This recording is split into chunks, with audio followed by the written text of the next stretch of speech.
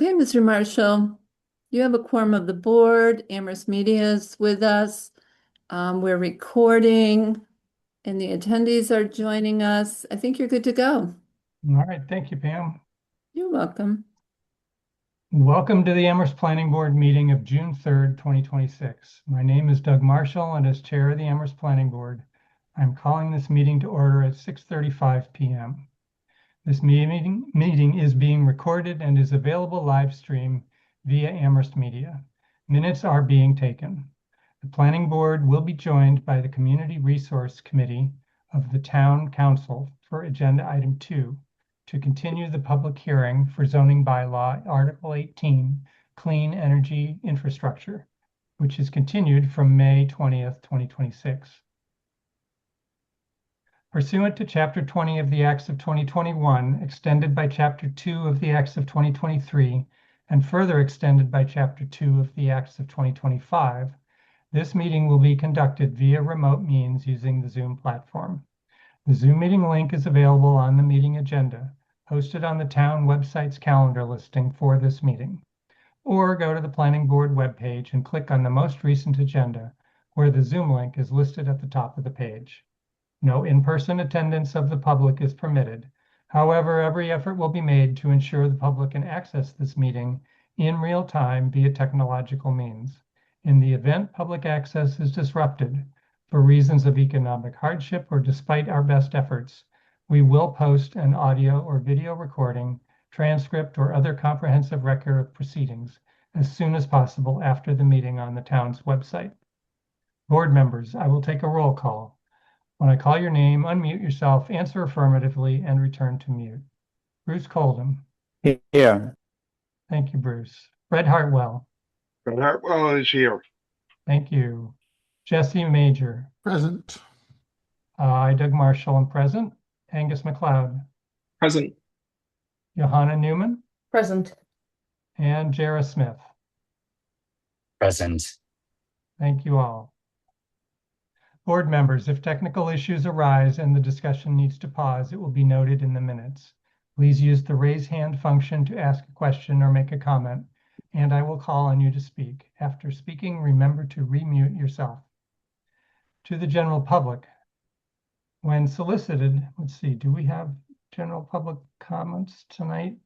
It doesn't look like we do, so I'm going to skip that preamble for the general public comment.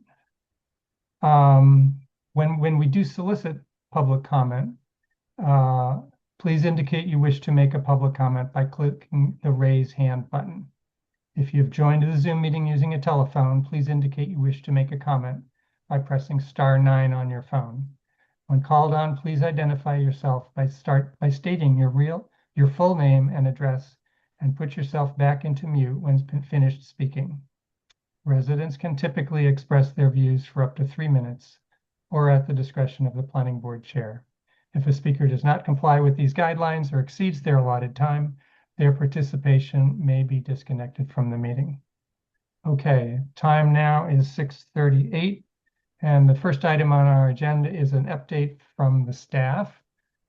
Jeff Bagg is here, Director of Planning and Economic Development, to update us on a couple of topics. Jeff? Great, thanks. Hi, everybody. To the two topics really tonight are a brief discussion of a staff transition plan and an update on Hampshire College. So for the staff transition plan, I did provide a memo to the planning board members. It should be available upon request or available somehow if anyone's interested in seeing that. It's dated May 28th. And, it starts off by acknowledging that at your April 22nd meeting is when Nate Malloy announced that he was leaving the town of Amherst for the opportunity as the town administrator in Hadley. It's an exciting opportunity for him, and we're very happy. In the lead up to that, we had some discussions about workload and capacity within the planning department, and just acknowledging that Nate's last day was April 30th. It's a major loss to the town in terms of his skills, institutional knowledge, and his ability. He had a lot of projects that he was responsible for, including staffing your board. Um, the position is posted. We have several applications. It should be anticipated that this gap could exist for a little while, and so that was really my need to kind of express that to this board. Is this could be I didn't write this in the memo. It could be 4 months or so to get somebody. It could be longer. It could be 6 months. It could be 8 months, really depending on how this all unfolds. So it's really important to me to come to you and just make sure that like you're aware of that because we're all people working on the common goals to move Amherst forward, but there's some real constraints that this presents. Um, you know, in response to the loss of Nate, we really can't sustain the same level of activity without that position. And I know there's a temptation to feel like we can, but we really have to acknowledge that it's a gap. In the memo, I really highlight kind of four things. Professional staff support. So, our early discussions with that Walker Powell, who sat with you in the last meeting at least, is going to be the professional staff support. Walker has, experience working with planning boards and other communities, and so it's a really good fit. Um, but it really has to be kind of the statutorily required elements, because, Walker was a full-time planner with a full-time workload and is taking on the planning board extra to fill in to provide the professional staff support. Walker maintains our CDBG program, which has at least four different fiscal years of grants. It's millions of dollars. It's very intense coordination of that. Walker is also staffing the historical commission and the local historic district, amongst like other projects that Walker was working on too. So this is extra work. It's important, and Walker's agreed, and we have it in place. The administrative support. So Pam Field Sadler is offering a tremendous amount of support to the board and is really a great asset to the community. Does the preparing of schedule, agendas, legal ads, minutes, and also does a lot of kind of the behind the scenes scheduling of meetings and such. So, Walker and Pam will act as a team to kind of support you guys with the statutorily required elements. The subcommittee that you had, the housing and zoning subcommittee, I think this got discussed at your other meeting, and I think for the time being, the request was to potentially consolidate those discussions into a regularly scheduled planning board meeting. I think there was some questions about the minutes and keeping up with the minutes of a subcommittee. So this is a way we can be a little bit more efficient, but also allow the planning board to continue those discussions. And I think here I am sort of requesting that the board think about the details, the amount of details that are in the minutes.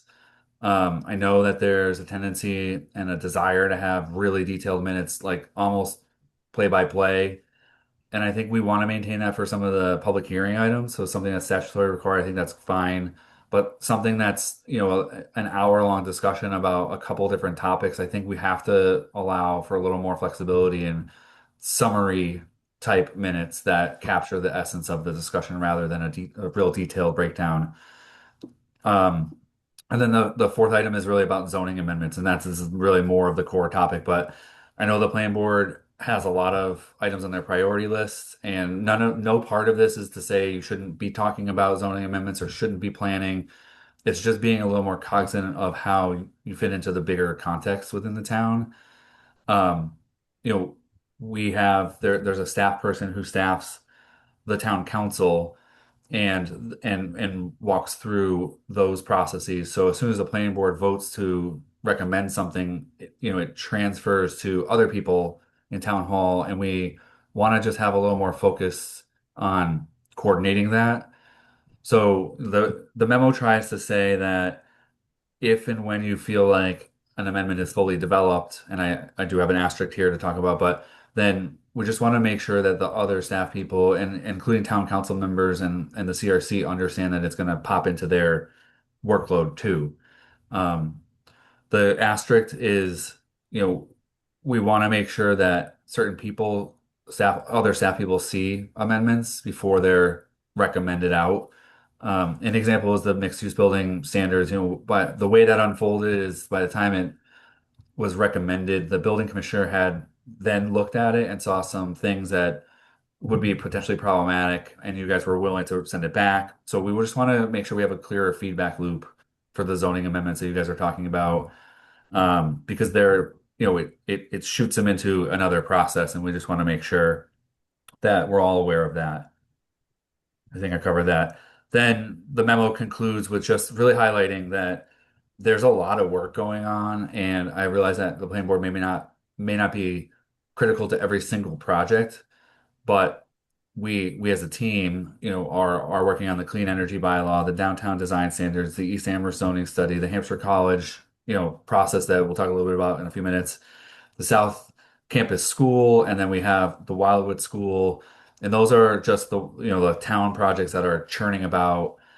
And we, for East Amherst zoning study in particular, we want the planning board to be like really highly involved. And we're just about to, the RFP went out for that, so we'll be selecting consultants soon. And we want the planning board to be the body who works through that process.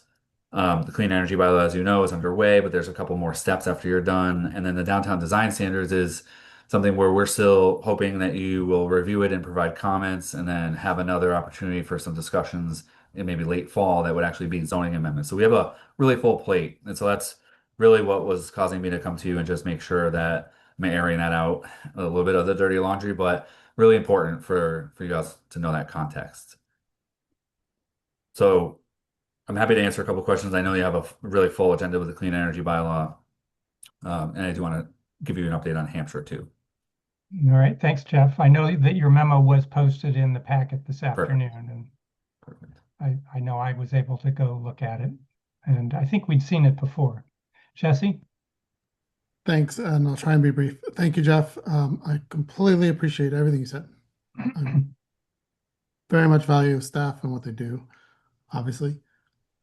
I guess I have a little bit concern about your request for us to not put anything forward that's not the complete memo after review by multiple staff and after you coming to the meeting to discuss with us, because we are not the experts, right? The panelists here are not the right ones to finalize that memo. It needs to go through staff review, right? And you're trying to accomplish that. I see that.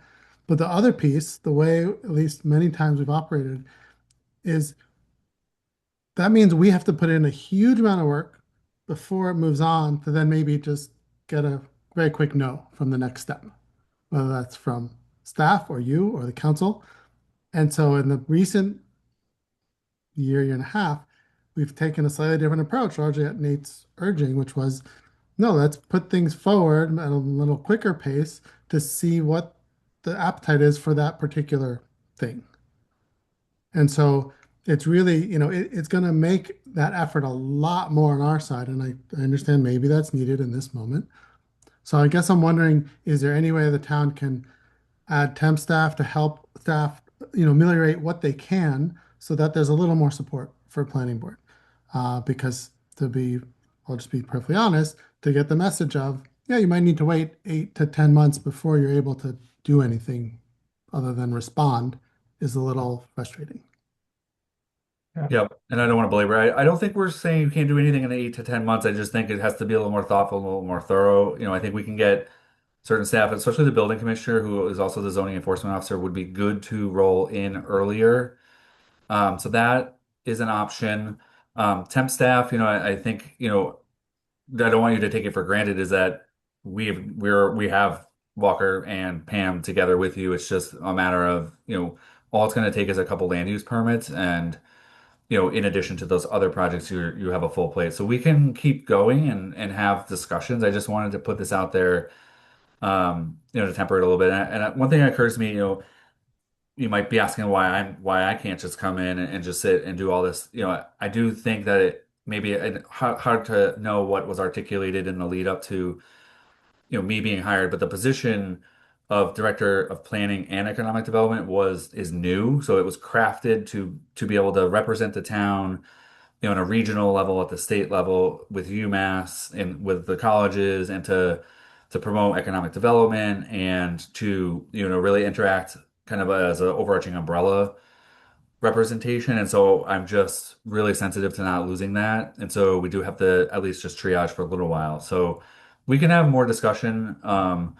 Just one example would be having the planning board draft the report. So what I saw with the mixed use building standards is the board voted on the language, which was great, but Nate spent 3 or 4 weeks drafting a report which the planning board didn't have any involvement with. And so even just that exercise of keeping that with the planning board would really help for this time being if you really feel compelled that there's an amendment that has to go forward.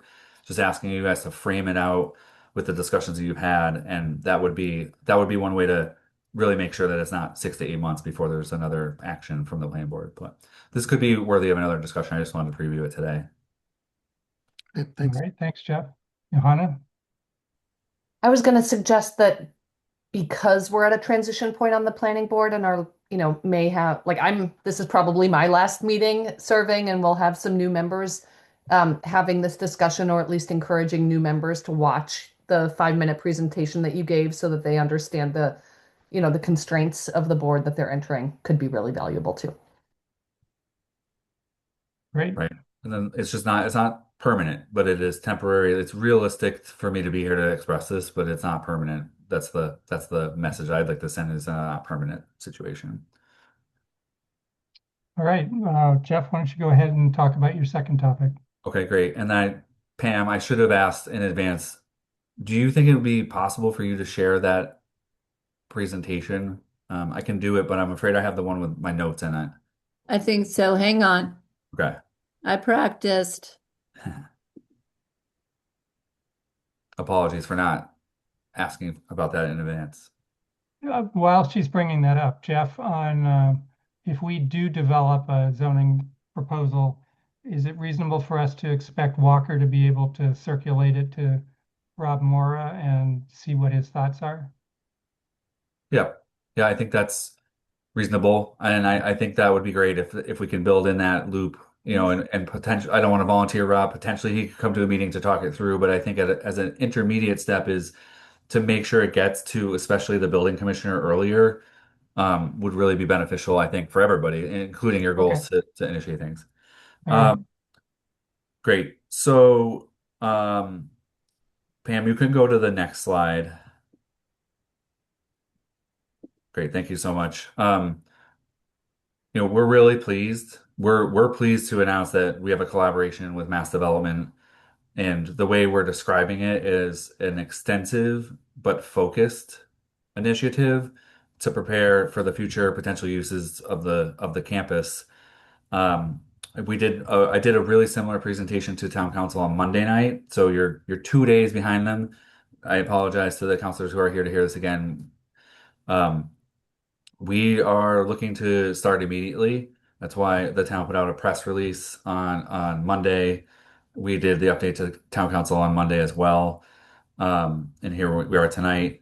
Um, um, what we are doing is getting access to a skilled team. So from Mass Development's perspective, these groups are called house doctors, where Mass Development has the team and they can just select them and work behind the scenes on a contract and then bring them to the town. So this is different than how like a grant gets applied for, which takes many, many months. We don't need to do an RFP. Mass Development has all this under their umbrella. And so what we're really doing is it's that third big bullet is create a process to collect information and community input and create a vision for the developable portions of the campus.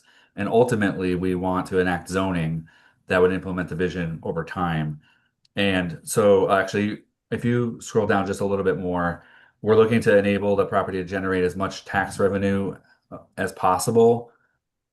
Sorry, Pam, you're going a little too fast for me. Oh, I'm so sorry. Just the slide before this. Okay. Well done. Yes, thank you. We want to try to open up an opportunity to allow various kinds of housing, again, to be implemented over time, and then really balance redevelopment with preservation of important resource areas.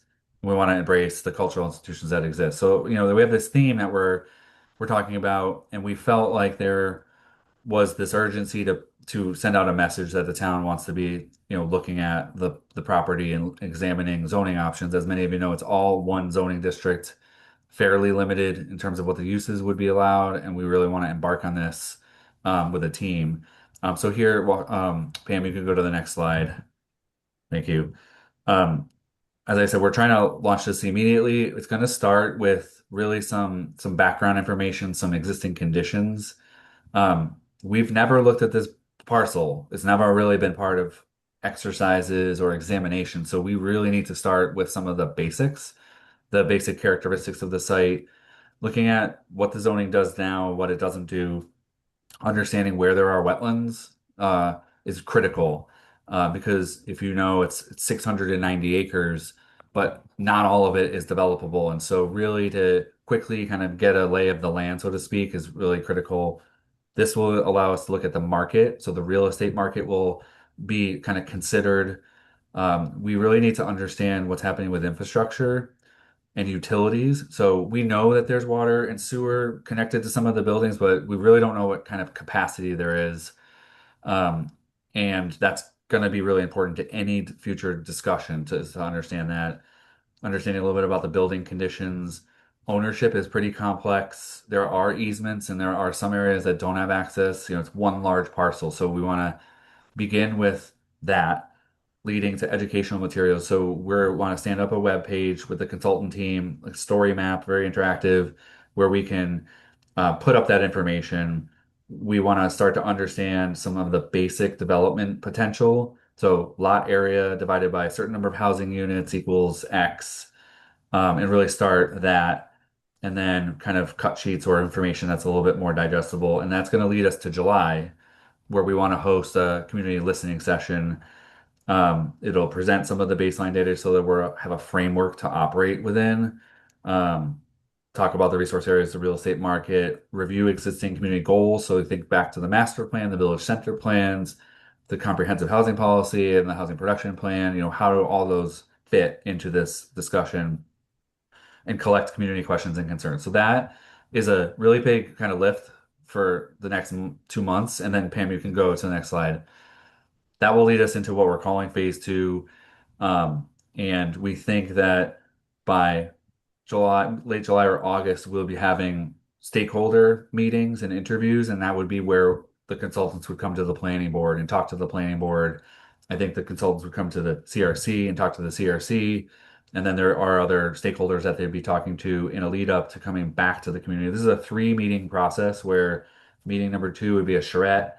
Dodson and Flinker is one of the consulting teams that was brought in. They have a really great familiarity with Amherst, and they have a great way to lay out maps and have foam building blocks and really help people visualize what's possible on the site. And we're kind of looking at, I guess we did have some discussions that is more than likely going to end up being a community meeting in September to allow the summer to clean up, have Labor Day, and then have people like back in town. Talks about a walking tour and a Saturday morning kind of session. From there is when we really get into more of the nitty gritty, and the team will really be able to look at the overall size of the developable areas, the density, the extent of new development, the types of potential development opportunities. So really the focus on housing. This is like mixed use villages. This is some notion of if this is an educational institution, and then housing and really understanding what types of housing would be viable and fit on the property. And this would come with illustrative plans, diagrams, cross sections, and other supporting materials. And then we really are looking at a fiscal analysis to support, rationalizing this a little bit to understand there would be some potential services that would be impacted, but there would be potential tax revenue under these scenarios. And those are all really critical things for us to have sort of everyone seeing and really assessing, followed lastly by the third charrette public meeting, probably in October. And then from there, the goal is to have a draft zoning amendment of some sort that would look at a vision plan where there's consensus and agreement, and then what is the zoning that would allow that to occur? And the target is November, December, so that we can be acting thoroughly with the community, but also fast enough to respond to what kind of the outside forces that are out there. So the planning board would be maybe not involved in the lead up to July. We would love to have representation at the July meeting And then really right after that is when there'll be enough information to really get the planning board's concise and specific input on what you're seeing and engage in July or August sometime on that. And then hopefully everyone can kind of come to the meetings. And then of course it'll all come back. So with a draft zoning amendment and a memo and a report, it'll go to town council and it'll go back through the process with the CRC and planning board, and you'll be well versed and aware of what's going on by that point. So this is a really kind of quick whirlwind update for you. Just to recap, we gave a really similar presentation to the town council only on Monday. You're getting it on Wednesday. We have a lot of meetings, a lot of coordination that is kind of happening just to set up the process. And we'll have a contract signed hopefully tomorrow and a scope that hopefully is shareable pretty soon, a week or two. And the website will be established soon. And then finally, we're got some feedback, which is we hope to identify the date and location for the July meeting as quickly as we can so that people can put it on their calendar. So I think with that, I'll happily answer a few questions. Bruce. Jeff, just want to say that I think this is a terrific and laudable response, initiative, reaction from the town. Congratulations, you and everybody else. I think this, when I read this today, I was hugely relieved. I had a sense of my that whether I should try and get something like this together as a volunteer, consent a thing from various people in town who, like me, have retired but used to do this sort of thing. But this is way, way better. I think the fact that you put this together so quickly seems to me as though it's got a reasonable opportunity of positively influencing the parties that may be interested in this huge tract of land, influencing them positively from the town's point of view. And that's, I think, the hope and that I recognize as the possibility that this thing brings to the table. And I think that's why I'm so appreciative of what the town has done here. I think you're to be congratulated. Thank you very much. Thanks, Bruce. Thanks, And Bruce. I definitely understand the feeling of, what are we doing? It was really driving a lot of this. And I just wanted to actually, Pam, would you mind stopping the share? Um, this is a tremendous team. So, and we have a lot of resources that are available to us. And so that is something that I'm really happy about and kind of quick. It happened quick and it has a lot of robust consultants. If I didn't mention it, Horsley Witten Group is a really great planning firm, and they're kind of like the prime, the lead, and then Dotson and Flinker, who has a really great way to do charrettes and public information gathering, and then U3 Advisors, who has experience in Amherst, working both Amherst College. We have them doing a little economic development data now with the town, and they have some familiarity with UMass. So we really, I thank Mass Development because they had the ability to look at teams who would be the best fit for this project. All right, Shara. I just want to echo actually what Bruce was saying. I'm really just so thrilled to see how quickly all this came together. I feel really encouraged by the team of consultants that's behind this. And so I just want to say thank you, Jeff, for putting all this together because this is no matter how much influence we end up having over this project, it's going to have a tremendous influence over this town. And so I'm really glad to see that we're taking some real steps to take the steering wheel here. So thank you. Great. Thank you. I appreciate that. Thank you, Jeff. Andy Churchill. Yeah, if it's appropriate, I thought I'd share at the same meeting, the town council voted unanimously a set of priorities for the land, which were in sync with this proposal. But I can share if I could share the document. I think that document was shared with us in our packet this afternoon. Okay, so you have it. But basically, buildable land should be prioritized for housing, small business development, other appropriate tax revenue generating uses. Sensitive habitat farming or resource areas should be prioritized for preservation, creating a balance. Housing development should prioritize a wide range of housing types as reflected in the various plans. And if components of the property can support identified town space or needs, those needs to be considered. So that messaging is, I think, consistent with what Jeff is talking about, and it was unanimous from the town council, which is quite a statement. All right, thank you, Andy. And Jeff, anything else before we turn to Walker? No, just that, yes, that the website will go live. I would like the planning board to be aware of that. And then as soon as we can find the date, time, and location of the July meeting, I want the planning board members to know that. And we got a request from one of the town councilors to just make sure that we can get as much in outreach about that meeting as possible, because it is like a listening session. There will be some framework, but also listening as the first shot out the gate. And then after that, I just want to reiterate that we will be coming back to the planning board for your detailed knowledge and your thoughts.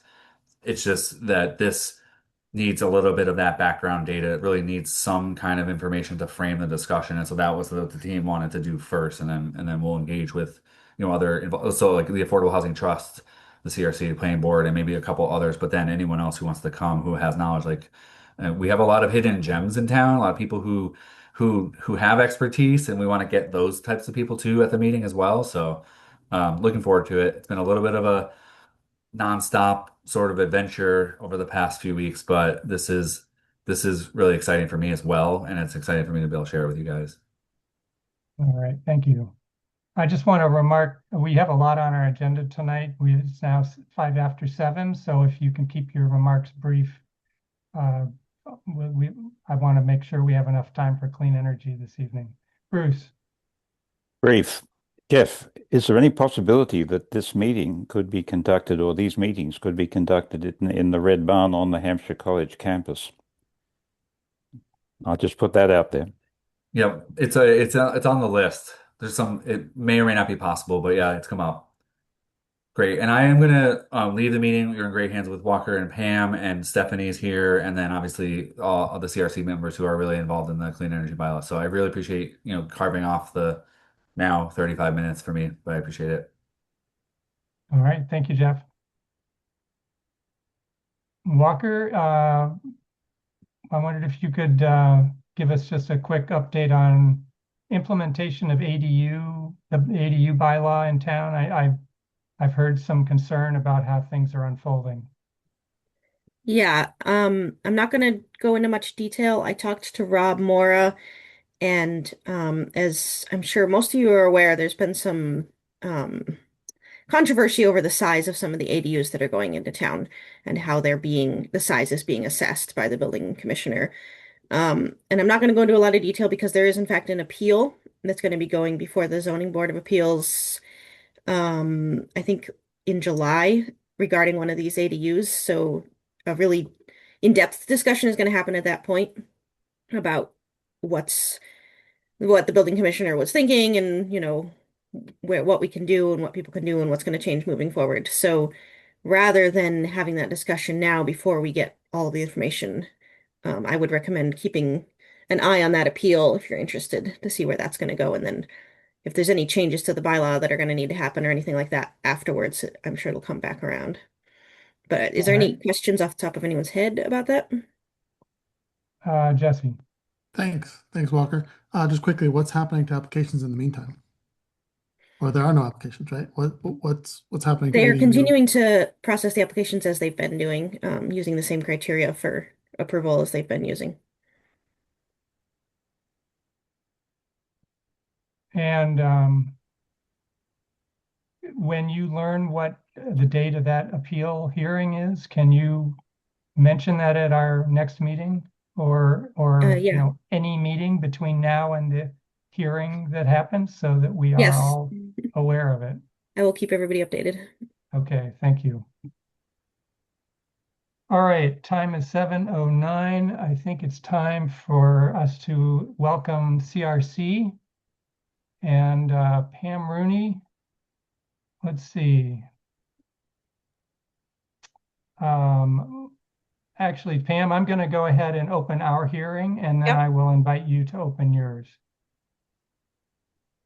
All right, so this is a joint public hearing advertised for 6:35. It's on zoning bylaw, Article 18, Clean Energy Infrastructure, to consider amending the zoning bylaw by adopting Article 18, Clean Energy Infrastructure and associated amendments to zoning table 3, dimensional regulations, 5.11, renewable energy, accessible solar photovoltaic installations slash battery energy storage systems uses, 6.2 fences, and Article 12 definitions. So this planning board hearing is hereby opened or continued. This is a continuation from, was it May 20th, I think, when we opened this hearing as a joint hearing.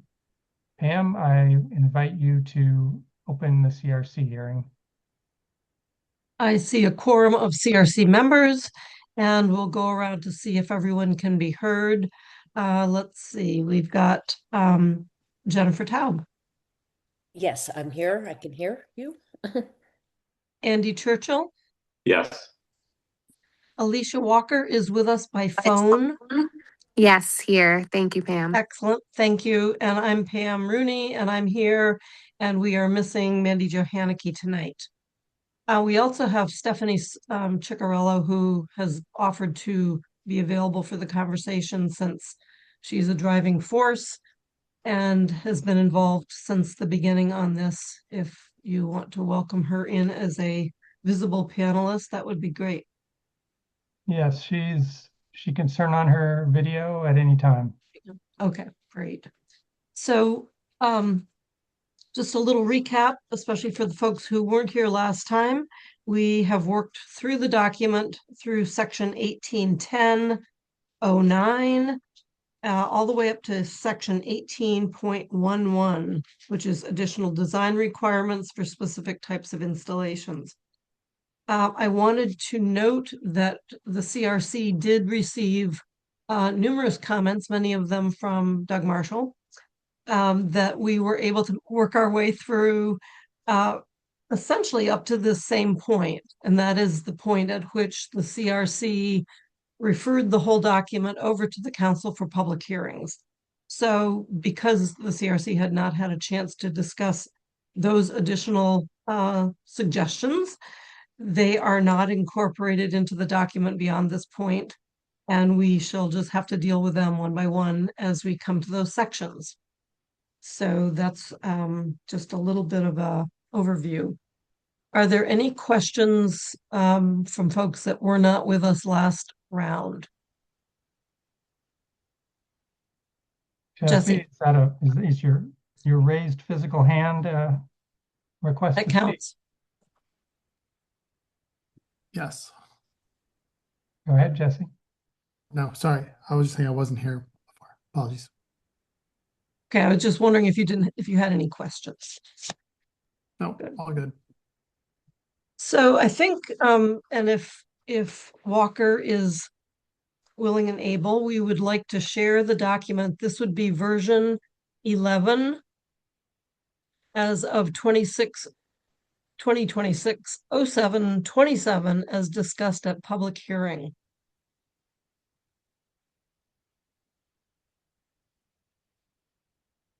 And before we start, thank you, Walker, for offering to do this. We'll try not to overwhelm the system. So last time we went through section by section and basically are asking if there are questions or concerns or additions that need to be made in each of these sections. Bruce. I don't have the document open in front of me. Are we beyond or have yet to see the section on setbacks for private wells from solar arrays? Because if that's back above, then I'd like to revisit that. If that's well, we did pass that. It's in 1809, and we did make some comments on that at the last meeting. But but Oh. I did some 1809, research on that, and I want to strenuously argue for the elimination of the 250-foot setback from private wells. Um, yeah, I think the comment that Mandy Jo had recorded was that the authors needed to consult with Concom and some of the other staff about that. But if you have information, it'd be great to share that. I do, and I shared it with you and with Pam, but of course, because of the public meeting law, I didn't go beyond that. But I talked to some of my green building, high performance building consultant friends from the past, those that are still active in the field, and particularly Charlie Stevenson, who essentially has constructed a red list review service, which is an internationally provided service. He's used by everybody all over the world, and he confirmed the observation that I made last time that these high performance living green buildings are collecting water from PV arrays and feeding it indirectly into drinking water. So basically the drinking water for these buildings are collected from roofs, which are substantially PV arrays. And Charlie's considered opinion and research tells him that there's no threat to public or private water supply from water that flows from PV arrays. And I'm Walker, excuse particularly me, I'm going to interrupt then. Walker, can you add a note, a sticky note, and just essentially summarize that some experts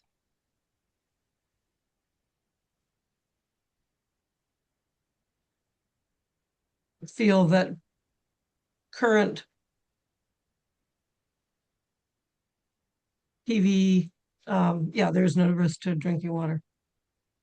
I would change some to all without exaggeration. All experts, all Yes. experts feel this way? In my Or the experience, yes. All experts that have experience in collecting, there's nobody that I know who's ever had a concern about the discharge from solar arrays having any adverse effect, contamination of drinking water. And I'm good, concerned. so that's good. So that's so noted. And when we come back around, I think I'm going to continue to move through the document with those comments. And then when Okay. we come back around, I would also like staff and the Clean Water Protection Group to have discussed that. Yes, I'm less concerned about the public wells and not the best because there's so few public water supplies, but the private wells could be everywhere, and particularly in the outlying areas where these arrays, these large arrays, are likely to go. So I think there's a real, the legitimate and serious concern about the 090103. I'm not so much concerned about the others because I think the adverse impact on reducing developable area would be much, much, much smaller. But this one is really potentially significant, I believe. Thank you. Doug, do you want me to just go ahead and call on people? I'm going to call on Well, Andy. yeah, one of us should. We've got Okay. 3 other hands. Yep, Andy. Yeah, I guess I was wondering if that's the case, then shouldn't we just also consider eliminating 1809-0104 since it wouldn't be needed. So that's another recommendation. Fred Hartwell, Johanna, your hand keeps moving Sorry. backwards. I'm trying to decide whether to speak or not, but in my mind, there are two things, right? There's the clearing of the land, which has the potential to contaminate water. And then there's the solar array itself, which, all the research that I've seen suggests that there is no leaching of any kinds of chemicals that comes off of solar arrays. So maybe, so I think we should be clear that The solar arrays themselves don't actually pose a threat to the drinking water, but the clearing of the land, if done in an irresponsible way, and if the stormwater isn't managed well, it could create problems. So I can't quite tell which problem we're trying to solve for here in this language. So that's what I wanted to highlight. I think it was both. Fred Hartwell.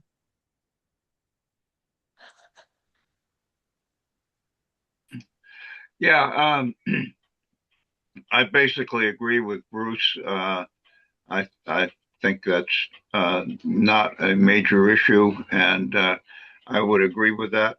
And unfortunately, I have to leave this meeting for about 5 minutes. I have been called out by I've got a problem. I will be right back, but I will be out of the meeting for about 5 minutes. Thank you, Fred. Can we go back to Johanna's question then? And is it a matter of, in the discussion with CRC, it was both, with the expectation that there might be some contamination from the panels themselves.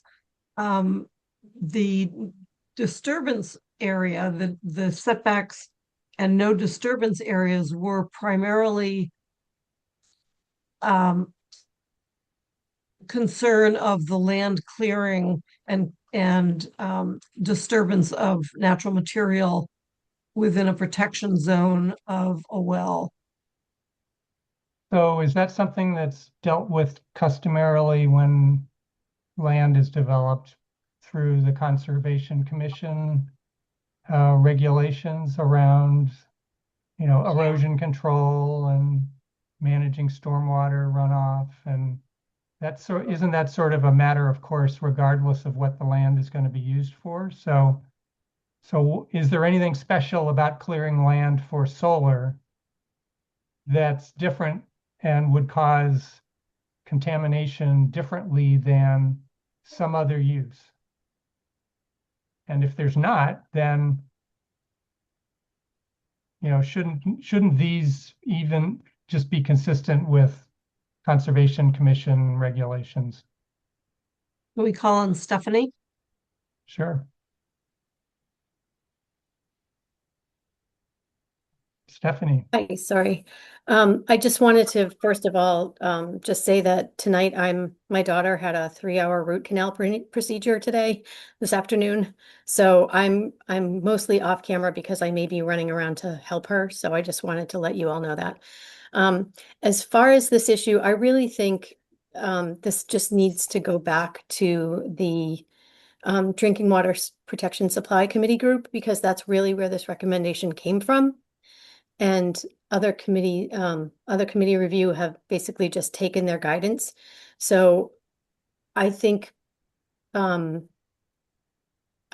really the group that needs to weigh in on this particular setback. Because I think everyone just sort of took their expertise as the guidance for this particular recommendation. So I would just, and I apologize if I missed half the question, but I'm just weighing in on what I heard. All right, Thank thanks, you. Stephanie. We will make sure that something gets crafted up, and we'll send it to you and to Walker to make sure that it reaches those folks. Do you have any sense what their meeting schedule is? I don't at the moment. I apologize. I believe they meet monthly. So I can double check. And I know that Jason Scales, the town engineer, and Beth Wilson, the town's DPW environmental scientist staff that group. So I can check with them to find out their schedule. Thank you. Fred's back. I am. Fred, can we lower your hand? Yes. All right. Bruce. To address Johanna's question, or what there is definitely an issue of separation distance, and the second, and I think essentially unrelated, hopefully, no disturb area. So I think that I thought we were talking about in the 1801, 0901, 03. Oh, it's a no disturb area. It should be separation distance, in my view, because I think there's an issue with no disturb as well. And I mentioned this at the last meeting, I think, but I wasn't sure of my facts. But private wells have to be 100 feet from a septic system. So we've already established that major disturbance can be 100 feet away from a private well because you can build a leach field there. So clearly, if we're talking no disturbance, it shouldn't be more than 100 feet, and it probably could be less. But the separation distance, in my view, could be 0 or some practical thing related to, as we've already done with setbacks of a different nature. So I think that the setback or the separation distance for a private well should be the same as the setback distance. There should be no difference between the two. All right. Thank you, Bruce. Walker, think you got that? So, well, sounded like Bruce was saying the separation distance could be 0 or. What I was saying was that it should be the same as the setback, which I think we said would be 20 feet. It's further up in the, we've already discussed it, and we had 50 Oh, feet you mean setbacks. the setback from a property line and not a setback from a well?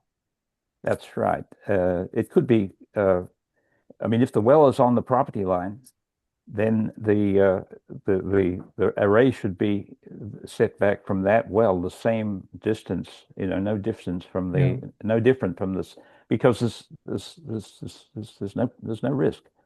Okay. All right. Thank you. Yeah. Okay, good. So we've noted that issue and that clarification will be sent to the clean water protection group for some feedback on that. And thank you both, Bruce and Johanna, for that information. Can we move back then to 1811, where we left off last time?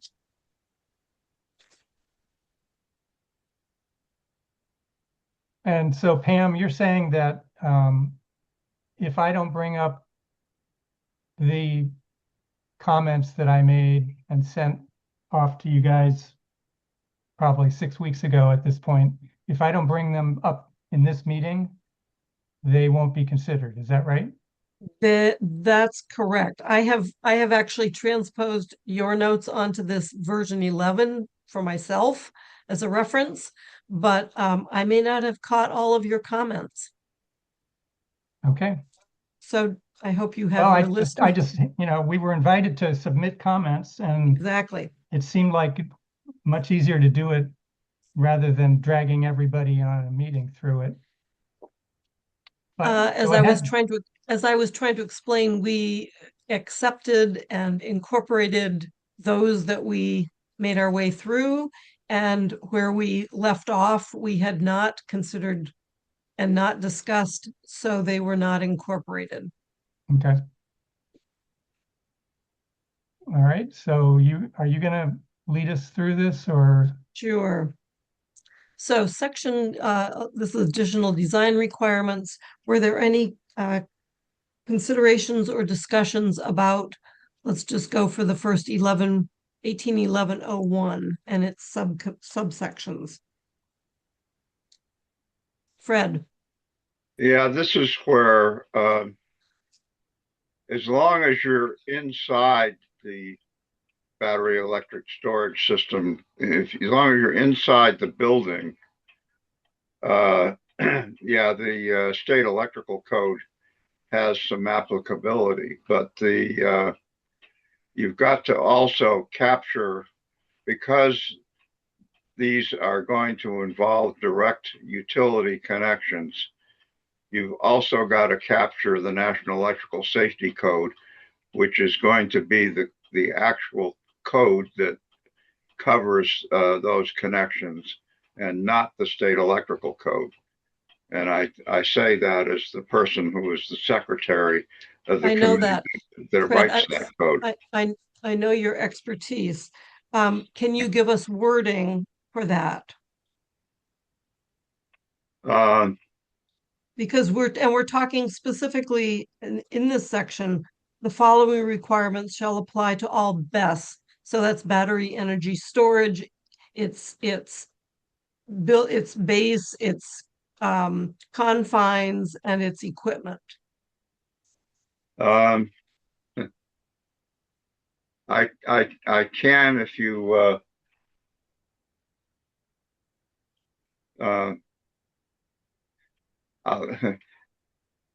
I'll get exact wording in the next 10 minutes. Excellent. Let's move on. 110103, there was a comment there that says the blah, blah, blah test report for the product shall be made available to the fire department.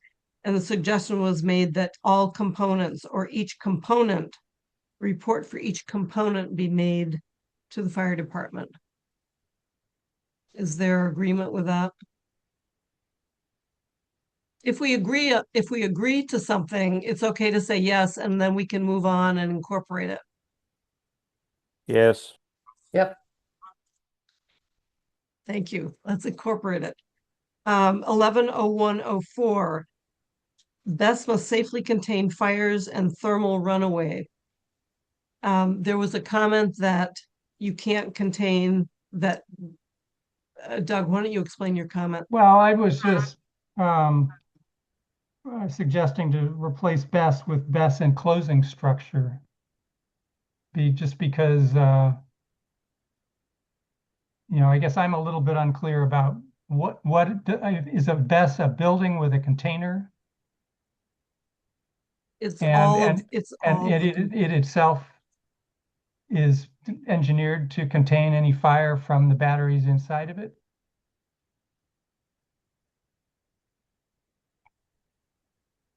I'm asking Pam, I'm assuming you're the expert, but maybe that's erroneous. Do we have any experts in the room? We do not. Okay, so that seems problematic. All right, so that was not a particularly consequential comment from me. Yeah. Doug, we have Fred and then Angus. Well, I was just going to say the definition in Article 12 at the end of the document says battery energy storage systems BESS, a system containing of one or more battery modules for storing electrical energy, any equipment needed, and one or more physical containers providing secondary containment to any of the above. All right, so if the containment is part of the BESS, then the comment, I withdraw the comment. Right. 180105 the BESS shall be maintained in good working order. That is actually repeated in 18.16, and it's, I guess, it's in 18.106. I mean, excuse me, 18.16.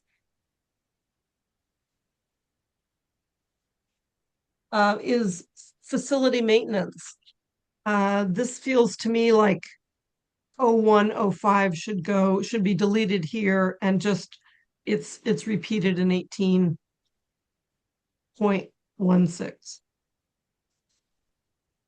Same with the next item, which is the site shall be maintained, including snow removal, acceptable to the fire department. That's also repeated in 18.16. Now we come to Fred Hartwell. Walker, we're going to delete the next one as well.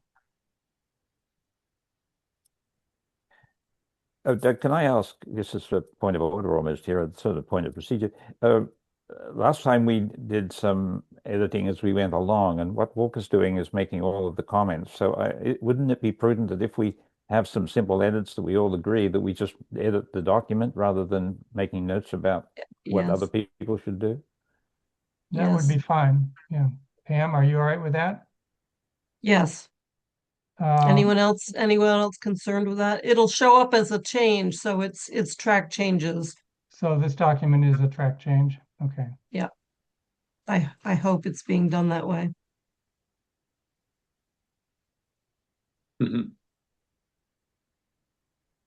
So Otherwise, Mandy Johanneke will be very upset with us. yeah. The numbering will change, so Yes. Yeah. will need to be changed. Yeah. I don't see a track like a strikeout. Well, Maybe we could do Yeah, show it markup. should just be. What we were doing last time was highlighting stuff like that for change, if it's difficult or time consuming. Walker, if you go up to where it says simple markup beside track changes to the right, and all markup. Yeah. There we There go. we go. Perfect. Good. Thank you. That's great. All right, going down to the next one. Okay, and this comes back to Fred again. Facilities should be designed, constructed, operated in accordance with NFPA 855. So that seemed to me to be redundant with the very first item up at the top, which is best must comply with state electrical code 527, state fire code 527, or subsequent standard. And I'm saying, should we just add NFPA 855 to the very top item 101.01. Does that make sense?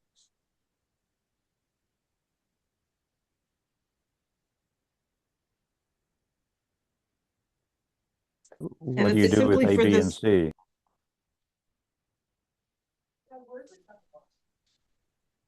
It could be deemed separate. It's separate from electrical code. This is now fire code. So I'm okay keeping it. I just was asking. Well, it did seem sort of repetitive to me to have 855 referenced in the header paragraph there, and then also in A. Right.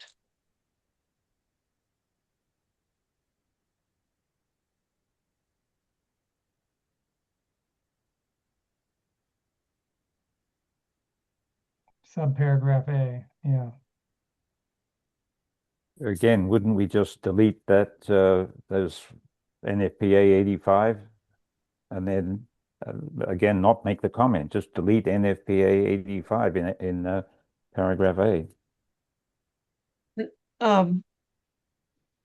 Oh, I see. It's not. It continues. Right. I beg your pardon. Right. Angus? Yeah, it seems like everything in this 07 section, including A, B, and C, are all part of 855. So I guess it's a question of, does the town feel like it's really important to restate things from other codes in this document, or is it something that can just be referenced earlier with the other codes? And then you could cut this entire section. I would vote for cutting, but I know that more has been wanted to be included. It actually states in A that NFPA 855 requires an adequate water supply and fire water containment strategies, which feels like a fairly important element to take note of that isn't discussed anywhere else. Fred. I have at least of something to start with here on 1811-0101. Try this. The internal wiring of BESS structures shall comply with the state's electrical code 527 CMR 12 and the state's fire code 527 CMR 1 or subsequent standard. Wiring connected to electric utility. That's pretty much what was there. Then I would add a sentence, wiring connected to electric utility facilities shall comply with and first letter is capitalized, the next four, the National Electrical Safety Code as covered in their operating policies.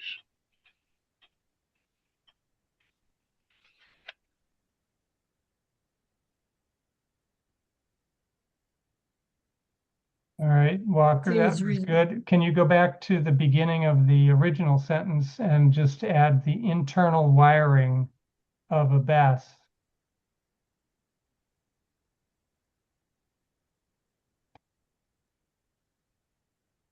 Yeah. Is Yep. that, Fred, does that look right? Yes, it does. Thank you. Perfect. And then we'll keep 855 separate and no need to change that. That makes sense to me. I think the verb should be shall.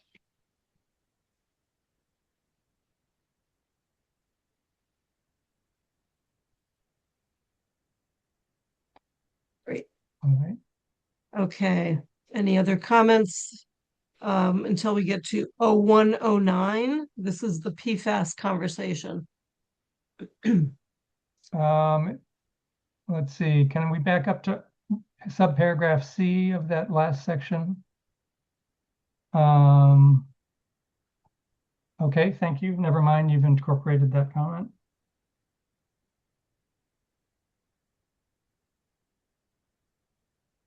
Any comments? I had a Andy. question. Just and I'm sorry, it's back on the ABC one, the one we just looked at. And this is just sort of what's the fire department going to be looking at? Would they be looking to see that, that facilities would be, designed, constructed, and operating in accordance with National Fire Protection Association standards? And if so, do we need to specify what the fire department would already do, or is this be above and beyond what they would normally do?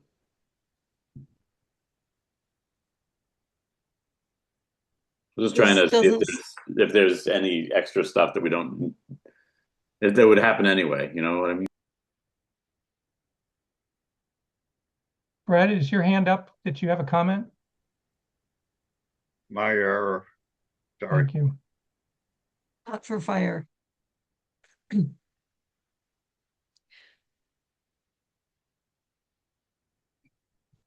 Well, Andy, I'm not sure there's anybody here who could talk about what the fire department would do. So The fire department is per all of these requirements going to review the proposals, going to review the submittals. And I think this recommendation, so the recommended use of water as the primary fire suppressant agent, is might be redundant. I mean, the fire department certainly would know that, but where we are, I don't think it hurts to refer to 855. It also reminds the fire department in case, yeah, let's not forget to ask for what's their water supply. The emergency operations and emergency training is an important aspect that the CRC wanted to make sure was incorporated here. Stephanie. So staff did review, including fire, did review the draft of the bylaw. And so they have their own procedures that they have to reference when they're reviewing any projects that have to do with battery energy storage. So these are consistent with what they have required, and I believe they even gave us the regulations to cite. So the citing comes from them, actually. Thank you. Then I guess my question is, could we do what Pam said and just throw the NFPA 855 up into the top and get rid of this other verbiage? I've taken back my comment, because the first section is specifically to electricity, and this is all very much fire protection. Okay.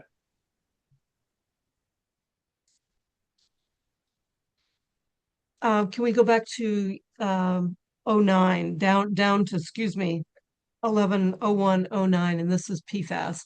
Applicant shall certify that non-PFAS fire, this is now fire suppression foams. This does not have anything to do with panels. There was a question. Go ahead, Johanna. I was just gonna say, I'm fine with this. There are still some PFAS firefighting foam or firefighting foams that contain PFAS on the market. I don't know that how much they're used for best fires. If they occur, it seems like there are different applications, but I think it would be fine to stipulate that they use non-PFAS firefighting foam should there be a fire at a best facility in Amherst. Great.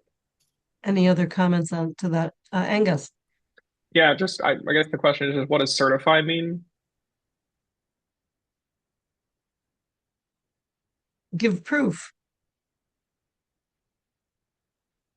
Bruce. It means they write a letter and they put their signature on the bottom and their organizational letterhead on the top. That's what I mean. Okay. And do we require this of any other,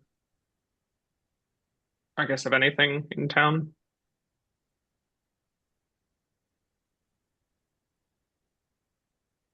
You could ask the fire department that. I do not know. Yeah. Well, Pam, so we're asking the applicant, who is probably a for-profit entity, to write a letter saying that the foam they want to use is commercially available, effective, and compliant. And so this doesn't seem to totally exclude the use of PFAS fire suppression foams. To the extent that they are commercially available, well, all right.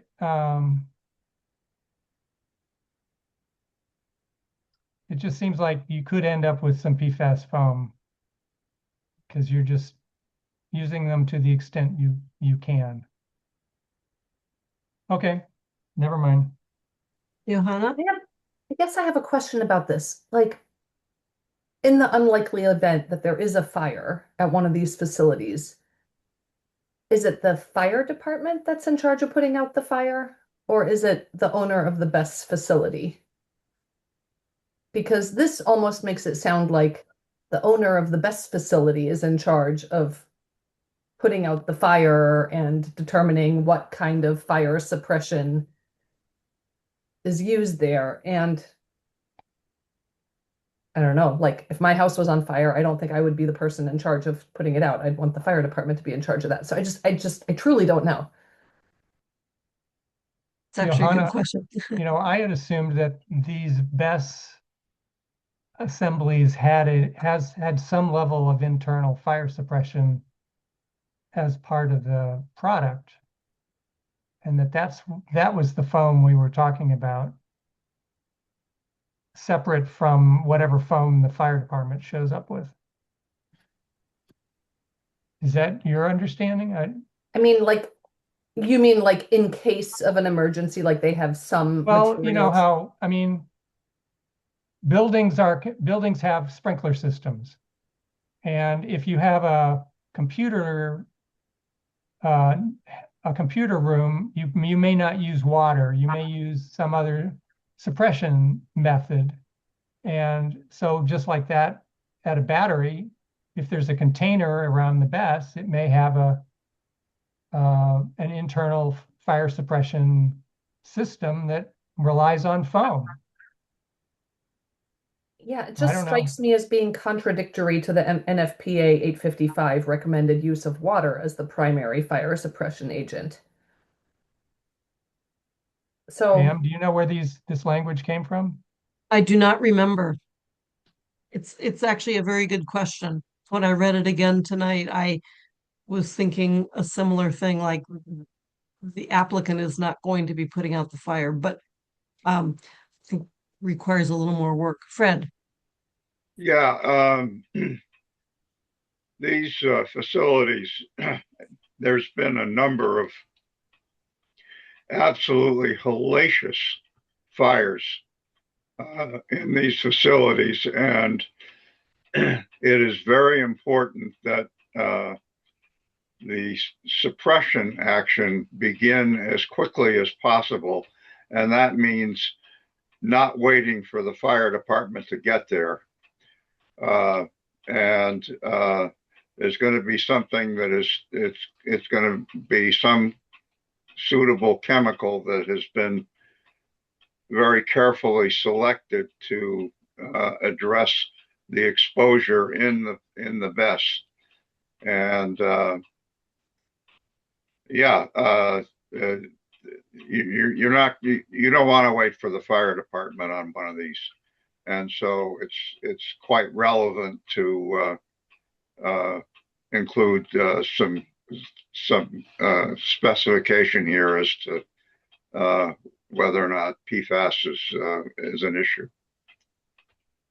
Thank So you. maybe we would edit this to say the applicant shall certify that non-PFAS fire suppression foams shall be employed as a part of the BES internal fire suppression system, comma. Then does that make it clear we're not talking about the fire department? Yeah, I think that's sound. All right. I guess I don't know. I'm still a little bit, I feel like we're like we don't have expertise in this. And there have been some horrific fires. My understanding, though, is that the National Fire Protection Association standards would, like horrible fires like the one that happened a couple of years ago in California, don't happen under, with systems that are designed to the current standard because you don't have, system to system runaway problems. So you might have a installation with 12 containers, and if there's a fire in one container, it can't spread to the others. So I don't know, we could keep tinkering with this language, but I also think that there's a chance that we should just delete 11.109 and trust that the NFPA 855 standards and the fire department process is good enough. So Pam, what do you think about at least having Walker make a note about potentially I think a note deleting? should be made that, yeah, and I think it would be very helpful to have the fire department confirm that 855 covers this issue. If we need to delete it, that would be fine.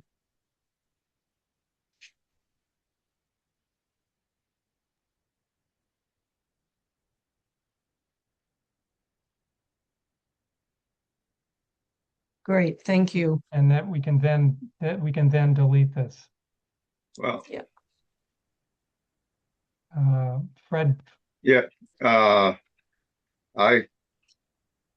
happy to look into this also. I find as a longtime participant in the NFPA processes, I'm sure that they have provisions to control runaway, but I can't believe that NFPA would walk away from a internal suppression system as well. I'm almost certain, not completely, but almost certainly that both are involved here. Thank you. Bruce. I agree. I think that what it sounds like to me is that this is like you have over big stoves, gas stoves to suppress oil fires, grease fires, and you have the same sort of things, they're different chemicals and so forth in gas stations. So you have these systems in special places where particular fires happen, and they have to have a particular mode of control. But I think the question was asked earlier, I think Johanna asked it, and I think we should ask for clarification between this particular section, which involves fire suppression foams, and the reference about water being the primary suppression agent. I think just asking for a clarification or reconciliation between those two apparent contradictory statements. I think we should reconcile those within this bylaw, as we probably do keep this one. But keeping this, as we've discussed, doesn't solve, it doesn't reconcile what seems to be contradiction between what was said before and what's said here. That's great. And maybe Walker, if you could, in your last sentence, reconcile this section with the section A above. So it'd be 1811-0107A. Thank you.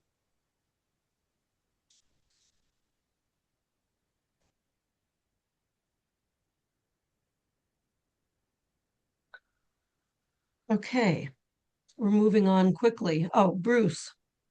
Oh, nope. Fred.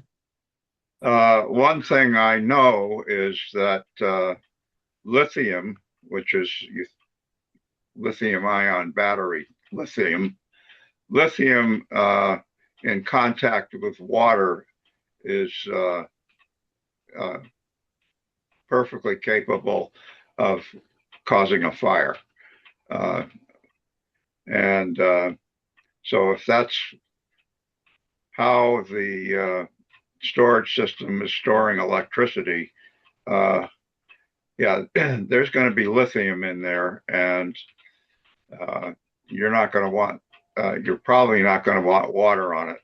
Again, I can look into this some more, but I would be very careful here. Fred, if you want to talk to Chris Bascom at the fire department, he's been one of the leads on this topic. Yeah, I actually had a chat with him earlier this morning about something related, but not quite the same. I'm happy to talk to him some more.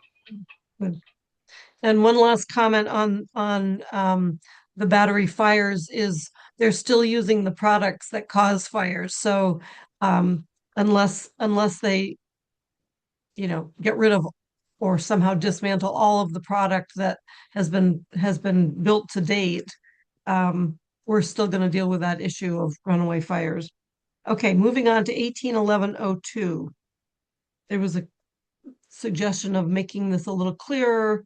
Shall apply to agrivoltaic canopy SPI, and BESS. Canopy SPI, SPI and BESS installed on prime farmland and farmland of statewide importance. We would take out and soils. Anybody? Yeah. Okay. Mounting and foundation. So these are all just sort of miscellaneous items of additional design considerations. Is there anything in this paragraph that people have any issue with? Not from me. If not, so just kind of shout out or somehow raise your hand. Let's move to 1812, stormwater management erosion control. In all of the CMR references, we're trying to take out specifics like .00s and just make them generic like CMR 10s. So you'll see some of those changes already made. Any concerns or updates to that paragraph? If not, we'll move to hazardous materials. Hazardous materials is covered in sort of several sections. So this is hazardous waste. Any comments or considerations in this, in the first couple of paragraphs in 01? Just a question, Pam. What does hazardous waste and waste management and so forth got to do with this? Is it? I'm not quite understanding why this is here. Because hazardous waste includes everything from herbicides to pesticides to gasoline to oil, cans of lubricant. There's hazardous waste on any construction site. Okay, so it's the incidental things. Okay, okay. Yeah. Johanna. And then the thinking of why it's important to include this in this particular bylaw is, again, kind of this idea that an applicant has a one-stop shop and they don't have to go elsewhere to figure out how they need to manage. Is that accurate? And so then can we just confirm that there are similar rules like this that apply to other uses that don't have to do with clean energy?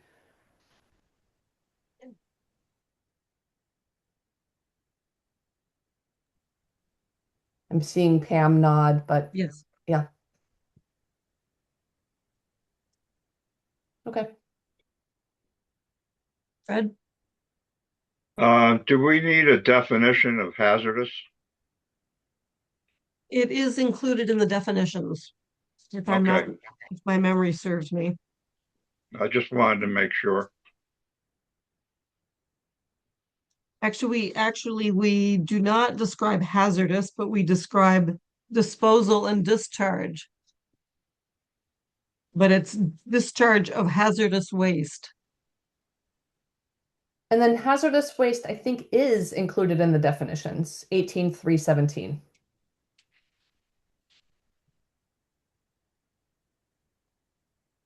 (18.311) and 18.03.12.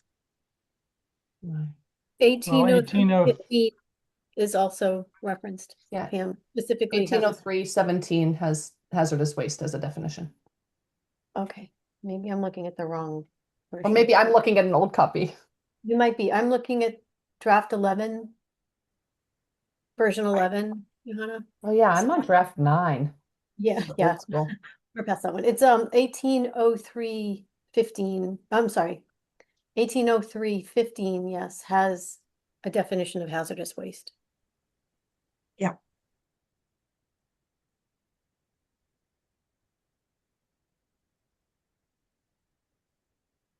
Does that answer your question, Bruce? Oh, Angus. I didn't ask it, but yes, I'm sure. Well, Sorry, I let Doug and Pam know that I have to leave to go to a family event tonight. So I just have to hop off. Thank you, Angus. Fred, your hand is up. Yes, I have the 1803.11 in front of me right now, and I can't quite make sense out of this because it begins with discharge or hazardous waste discharge. And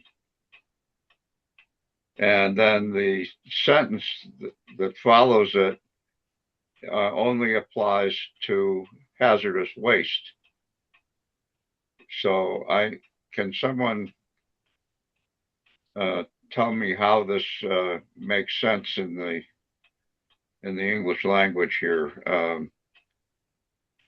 I think it may be better as simply hazardous waste discharge rather than discharge or. Should discharge or come out of that?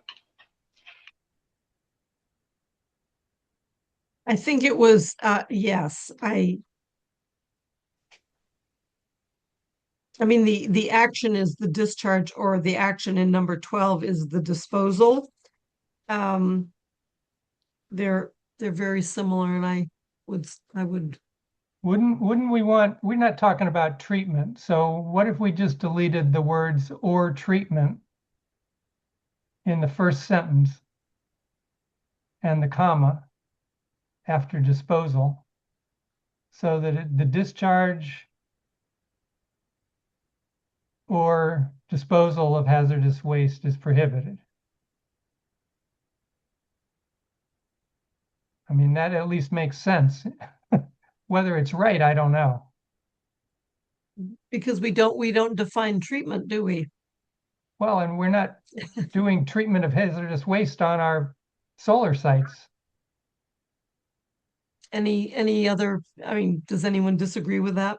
So it becomes the discharge or disposal. And then cross out or treatment. Fred? Well, I'm fine with that.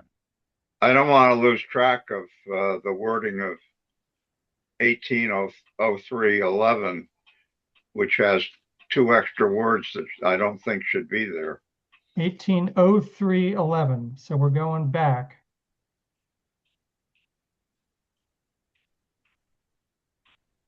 To the definition of discharge.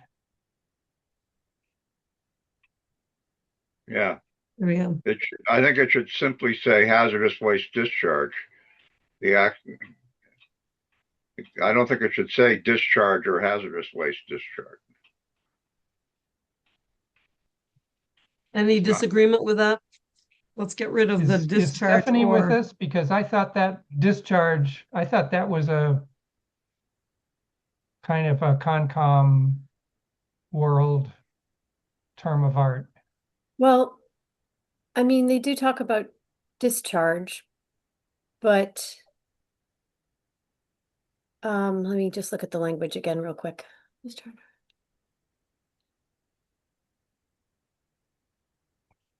So I know there are sections that talk about, I mean, maybe it's the one we were just on that talks about discharge and Exactly. So I think that's why that's here. Yeah. So that is here because probably of that reference. Yeah. So that, Fred, I don't think this is wrong. It may be a little. Well, it's not making any sense to me. And the other places where it occurs in the context of discharging of hazardous waste. So I think all you need here is hazardous waste discharge, accidental or intentional spilling, leaking, etc. Well, I mean, this seems to be defining discharge. So discharge can refer to other things besides just hazardous waste. So I don't think it's a blanket term for just hazardous waste discharge, at least in this definition. If you're referring to the language below, then I think we can look at that again, but discharge isn't specifically just hazardous waste discharge. It looks like it is in this paragraph, though.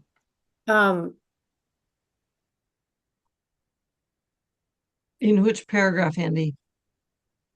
Yeah, and this, I'm reading the language of it. This definition, highlighted on the screen. Yeah, it's either, I mean, you could either you have a separate definition for discharge, because I'm thinking about, discharge can be anything besides something that's just hazardous material. So I would maybe, I would agree, the language in this does specifically refer to hazardous waste discharge, so maybe get rid of just discharge. But I don't know if we need to ensure that we don't have discharge defined elsewhere. Can we make a note here in this 180311 and just say, is this reference somewhere else where we need to retain the word discharge or?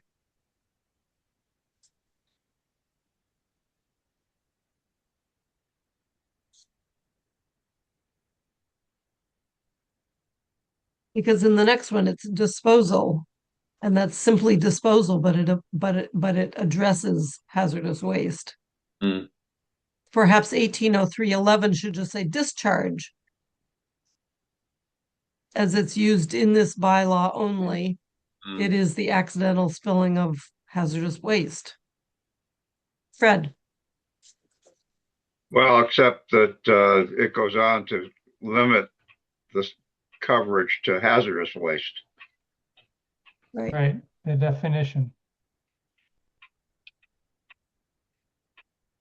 Right, as does disposal. Yeah. Which references hazardous waste. You Let's could- come back to this. Well, so Pam, we'll have to circle back to this, Yeah, I we'll, guess. we'll circle back on this. Yes. So we're at 1301 and 02.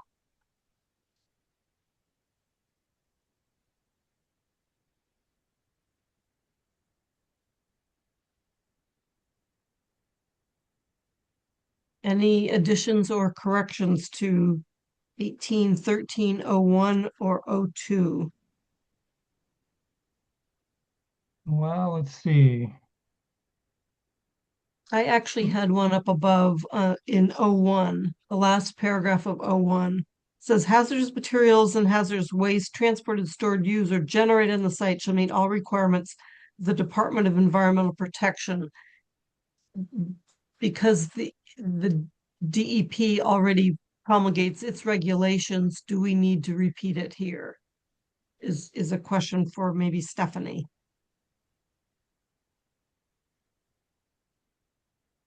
Okay, sorry. Fred? Forgive me for my distraction tonight because I've been up and down Yeah. and not just sitting here the whole time. So That's fine. Repeat the question. The last paragraph of 1301, it says all these wastes transported, stored, used shall meet requirements of the Department of Environmental Protection. And I'm asking, is that paragraph necessary since the DEP already promulgates its own regulations? Yeah, that seems superfluous. I would agree. I don't see any other hands. Well, delete. Fred has his hand up. Fred. I think I would keep it. There's any number of places in here where, again, the principle of one-stop shopping. I mean, I could argue that you don't need the statements that I edited around the state electrical code and the National Electrical Safety Code and so forth, but I think they add something in terms of one-stop shopping. And I think this is perfectly harmless the way that it is. I would keep it. Pam, it sounds like it's your call. Yep, no, then keep, I mean, if there's any call for it, I'd rather have it included than lose it. Hazardous materials, 181302. Are there any, Doug, you had a comment about wellhead protection area. So the Yeah, first I did. paragraph, In the paragraph that's at the top of what's shown here, I just wondered, oh, maybe it was added since that version that I was reviewing. I see it at the end of the section. your point was that the paragraph names water supply protection area or wellhead protection area. And you suggested that we include and wellhead protection area to the first sentence. So that it's supply area and wellhead and or yeah. Does that make sense, Well, Doug? Is that what you intended?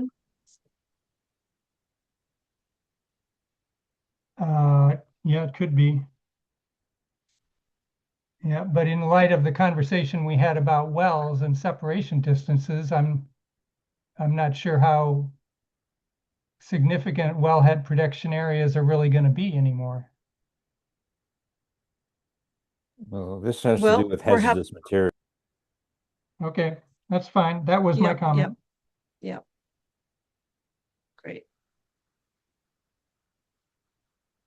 Any other comments on the various paragraphs?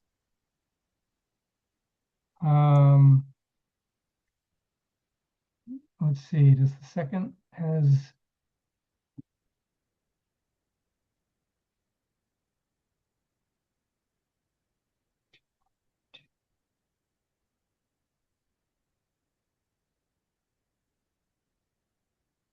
So the third paragraph down, hazardous materials shall not be stored in a no disturbance area. I wasn't sure whether that term was ever defined as it, but that was my comment about that. Because I didn't see it in the definitions. You didn't see no disturbance area? Right. That Is that at not least in version 7. Bruce?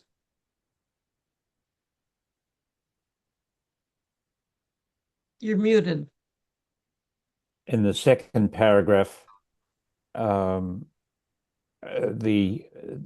capitalized very small disturbance area, sorry, very small quantity generator of hazardous, is that a term of art, or everybody's comfortable with that? Because when I read that, I've just got to tell this person to go away. Just you can answer the question. I believe that came from state regs.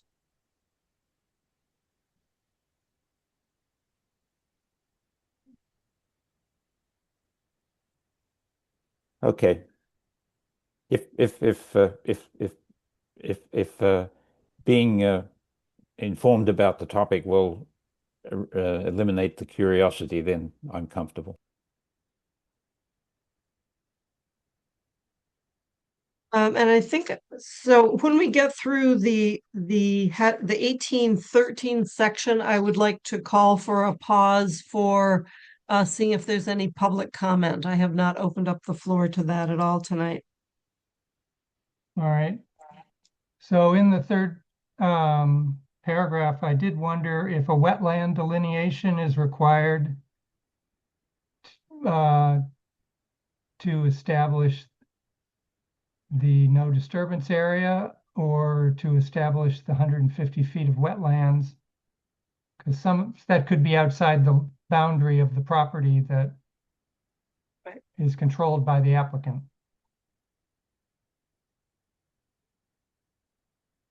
The wetland does not define, let's say the area of no disturbance is not limited to wetland setbacks. Yeah, I guess I'm just puzzled on how that's established. So, okay. Could Walker make a note about that where it just talks about the no, I mean, this isn't the first time we've addressed no disturbance areas, but if we can put a comment here about better definition of, and how it's established. I'm just sorry, I don't have my hand up, but I just want to jump in real quick. I think Erin Jacques, the conservation agent, actually may have provided this particular comment. So yeah, I think it came from her. And of course, she's dealing with her language that she deals with the wetland regulations. So maybe why it's phrased specifically as such. yeah. And that in part was what drove the setbacks and the no disturbance zones. Good. Thank you. Thank you, Walker. Herbicides. So the first paragraph deals with only in the public right of way. It talks the about first paragraph, the last sentence starts with the acronym CEIF, which is never defined. SPIs. What's that? Oh, really? Well, the CEIF is the state definition for clean energy infrastructure facility. Oh, okay. And I don't think we included that in 1803 Yeah, I definitions. didn't find it. It does not, it's not included. Okay. Johanna. SPIs restricts it to just solar photovoltaic installations. Would we want to include BESS here as well?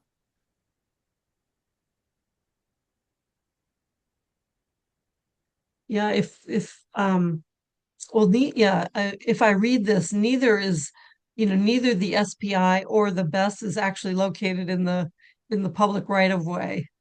And I think this application of herbicides is the preparation, if something is built adjacent to a public right of way, we follow CMR 333.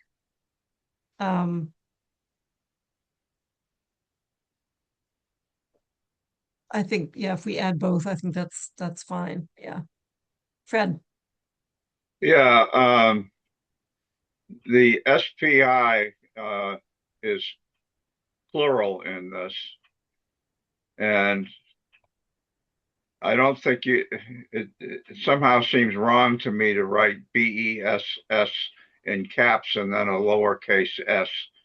But I think it somehow has to be made plural, like BESS facilities or something that can be made plural to match with the SPI. Maybe we just take the S off SPI.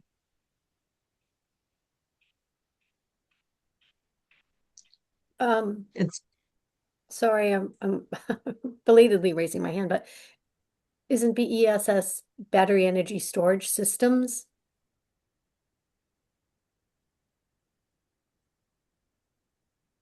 Oh, you're right. So it implies, yeah, so it Yeah, implies. I'll do an Emily Latella here and go, never mind. Some of us know what you're referring to.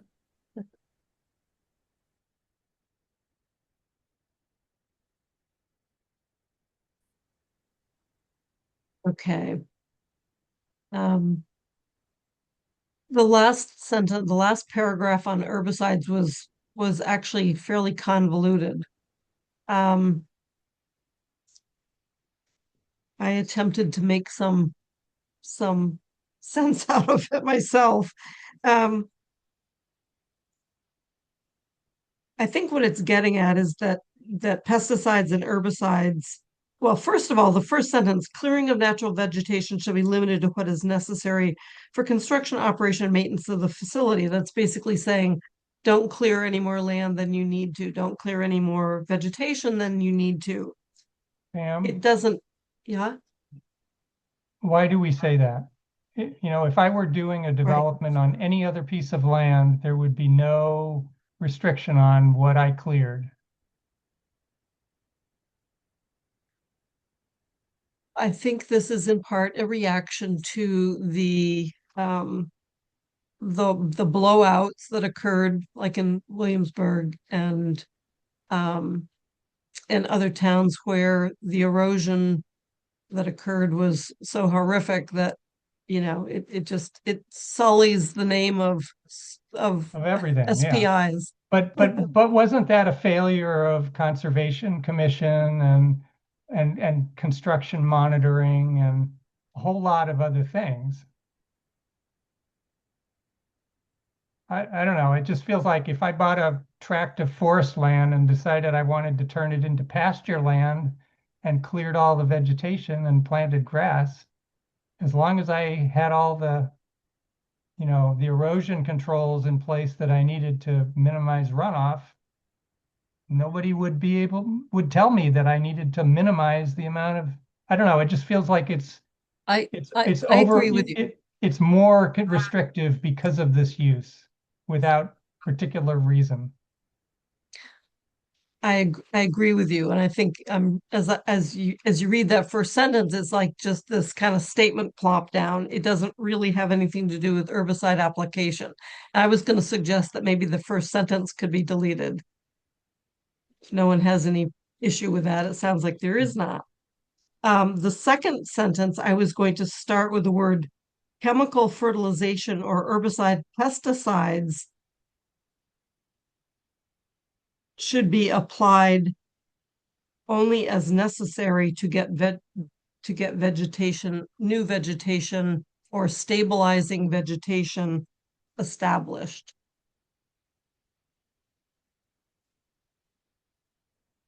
So the sentence would start with the word chemical. Yeah.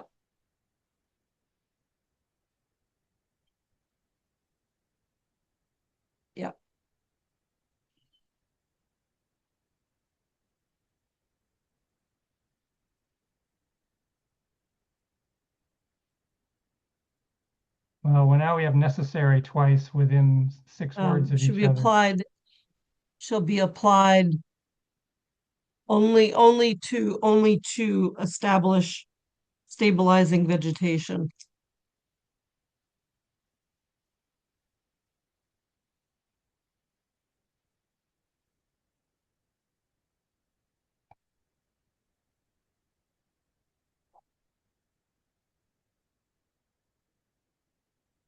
Period. Then the last sentence, which is highlighted in pink, which the question was, how does this affect agrivoltaics? My suggestion would be that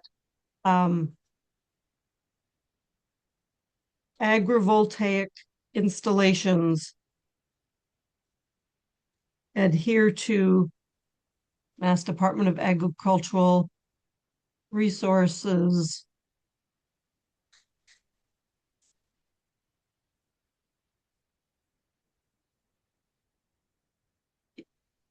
regulations.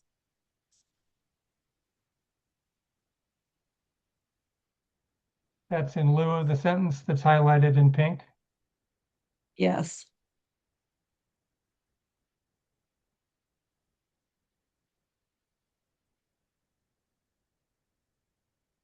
All right. Fred has his hand up. Yeah, Fred.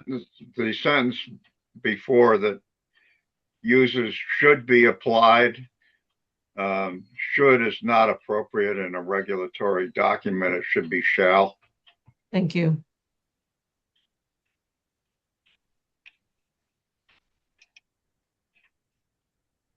All right.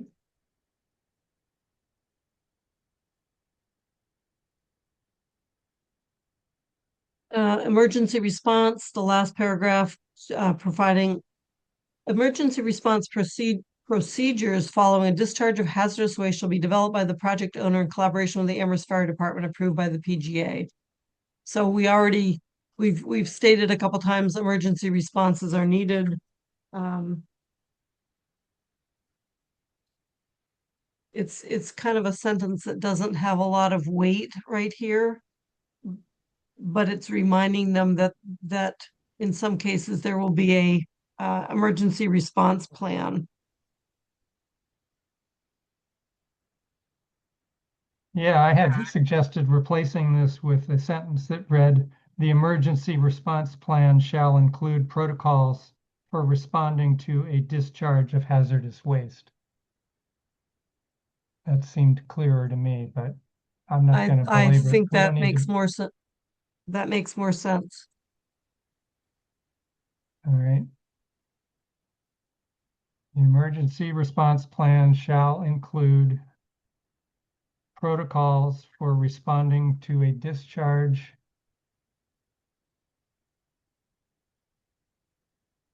You're doing great, Walker, by the way. I know, I'm just thanking you in my head. To a discharge, and the discharge should be capitalized because it's a term we've defined or back in definitions. Discharge of capital H hazardous W waste, period. And that would replace the other sentence. Great.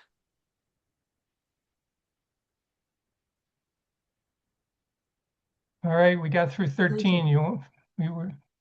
Do you want to call for attendees and input, public comment? Why don't we see if the public wants to make any comment? We have 3 members of the public here. Do any of you want to comment? We have a hand raised from Steve Roof. Pam, can you bring over Steve? Steve, you'll have 3 minutes after your introduction. Great, thank you. This is Steve Roof. I live in deep South Amherst on Southeast Street. And first, just want to commend you all on your very detailed and meticulous review of this. I'm very impressed with your attention to detail. And I have, I guess, 3 particular little things that I've noticed that I want to just raise your attention to. First, in an earlier section, 181004, it's kind of, there's several paragraphs there, but towards the end, it references that applicants shall avoid siting in a manner that would require construction or tree clearing activities, a couple other things, within 100 feet of groundwater monitoring wells. And that struck me as a little bit odd or confusing. I don't know what groundwater monitoring wells might be, but I can imagine that groundwater monitoring wells may well be installed near or on a site just to monitor the groundwater before or after any sort of development. So you may want to go back and just double check to see if that's something that you believe is still necessary. Okay, Steve, Walker, can you scroll back and just note that that was something to check? It's 181004, I believe. Yes, 181004. Near the end, there were several paragraphs in that section, I believe. So, and your comment had to do with ground monitoring wells, That's right. groundwater Yeah, monitoring. that paragraph.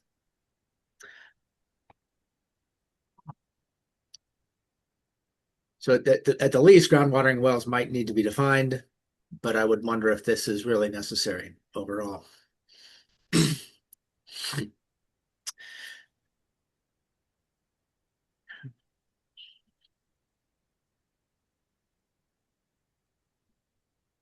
And then two other comments when you're ready. And then the second question, yeah.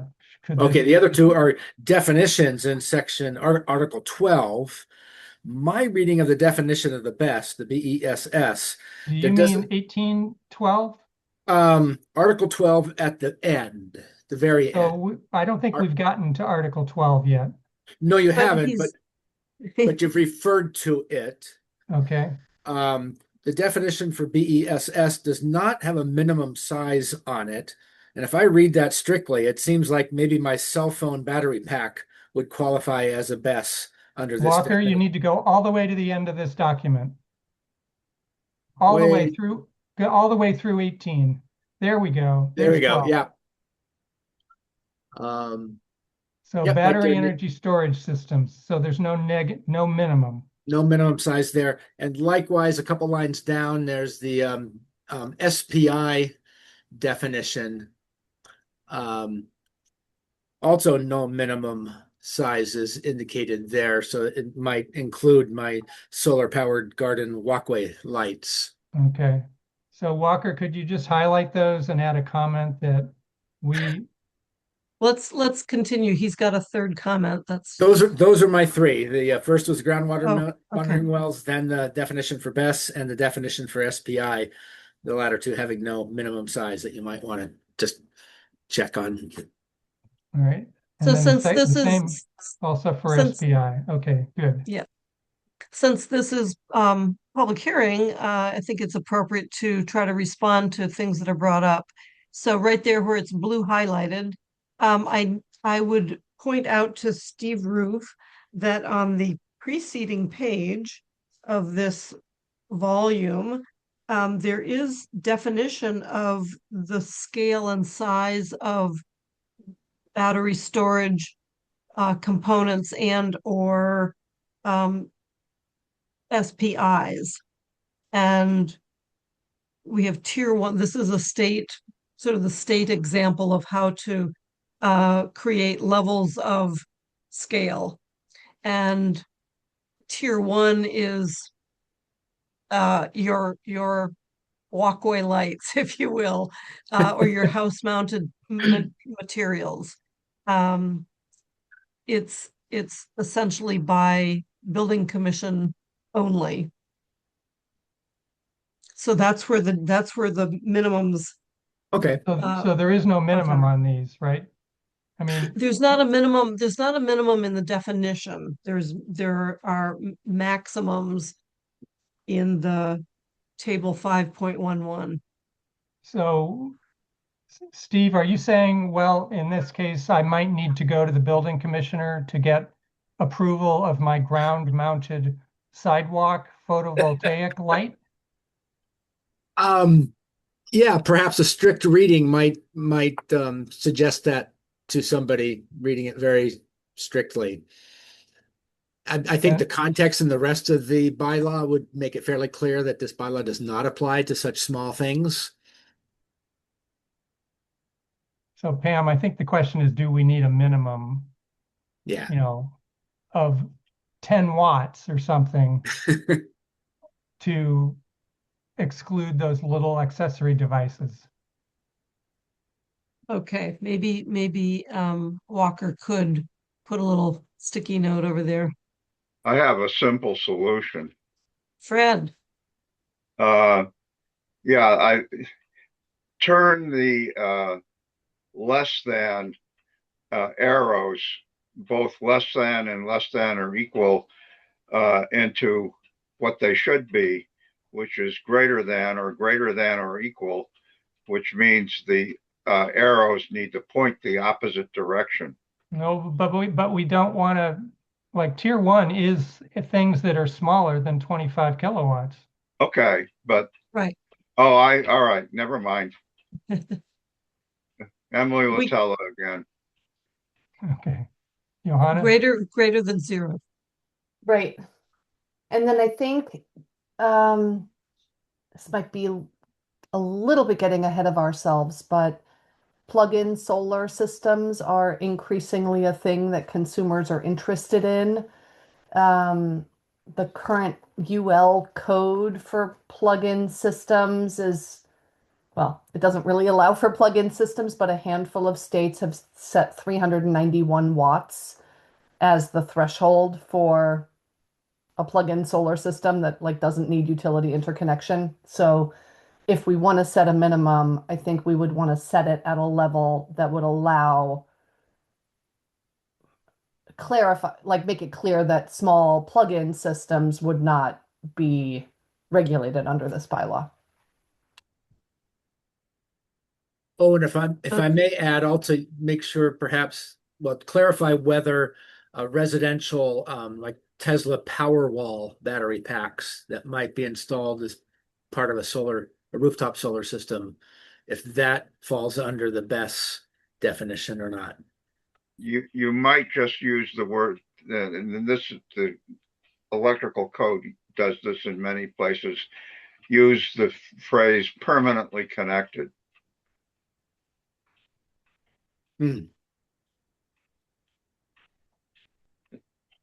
Plug-in is not permanently connected, and that way you separate it. And so add that to the definition of say tier 1. Yeah.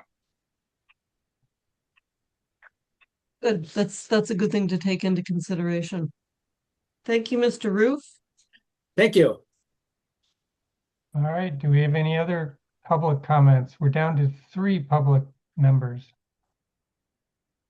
I don't see any hands. Could we go down to the first thing that he mentioned? Because I had a solution for that. Let me just, this is where it was, right? One or more. No, this was the second. This was the same sort of minimum. No, it wasn't there. The first was the groundwater monitoring wells, which is 181004. This was raised by the member of the public, and we were covering it just before we got into the table. Right. Yeah, Steve brought this up, Fred. Yeah. I think Fred means the definitions of BESS, which we were covering just before we got into the table. Yeah. Oh, okay. So we're right Walker back down to the bottom.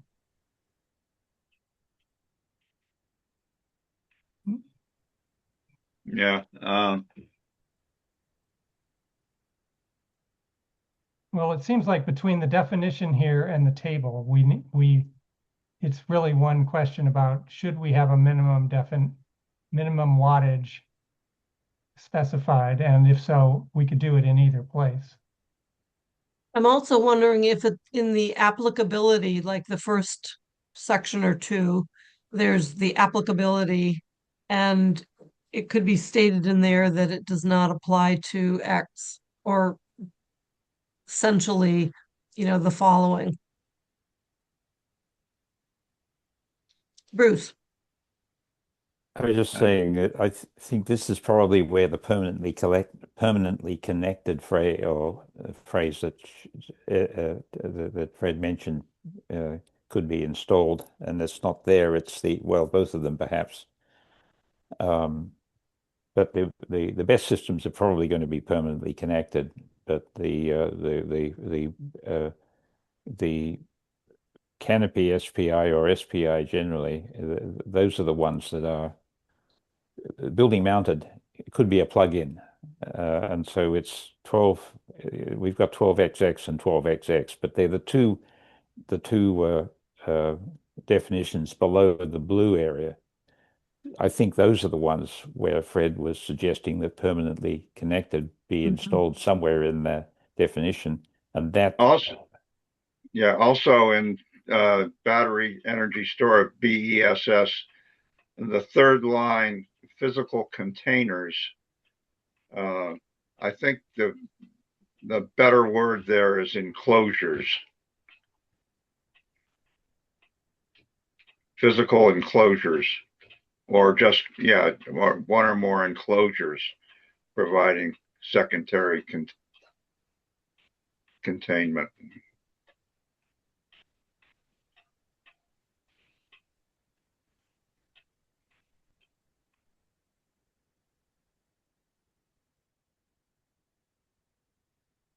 All right, so Pam, I was thinking maybe we should take a break. It's been an hour and 45, or almost, it's been more than 2 hours, so. Doug, I just have my hand up for one quick point that is in reference to 181004 that came up, the groundwater monitoring wells. It's a very quick comment. But I just wanted to say that there are established groundwater monitoring wells throughout town. And so those are established. So I think this is saying that you can be clearing and doing other thing that could potentially impact those established wells that are throughout town.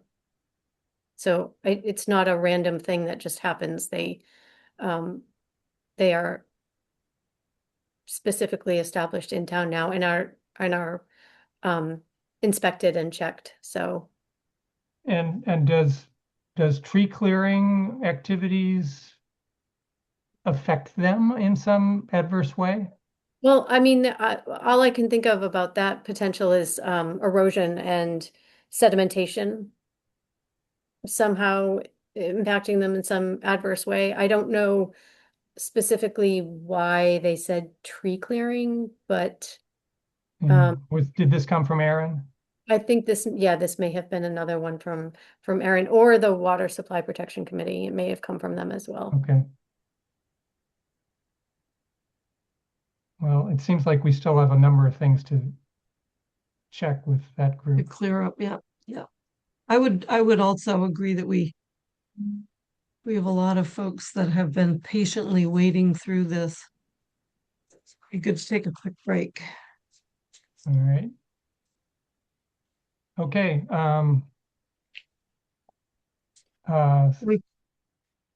Stephanie, I assume you're finished and your hand is just a legacy hand. It is. Apologies. Walker, I think we could take a break here. Take a 5-minute break. It's 8:43 on my clock. Come back at 8:48. Folks, turn on your cameras when you come back and let us know that you're back. Walker or Pam, you have a slide you usually bring up when we're on a break. Just to let people know that we're on break. So I do have that. I just want to make sure, Walker, that we won't lose your work that you've yeah, done. why don't you do a save and then Yep. make sure we're it's saved. Right. It's still in my background. Okay. Great.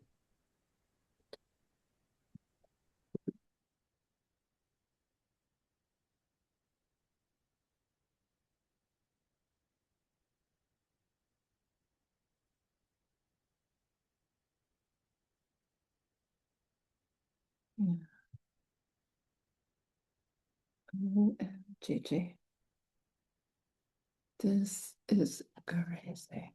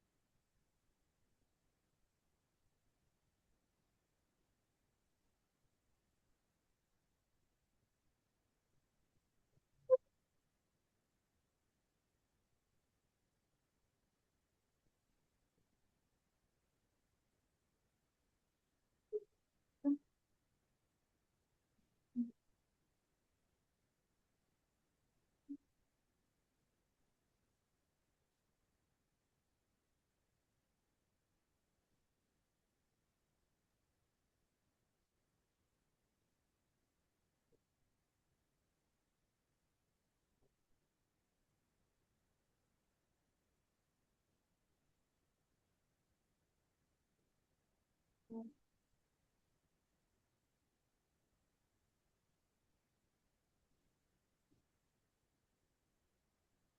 right, it's 8:49. Please turn on your camera as you return from our break.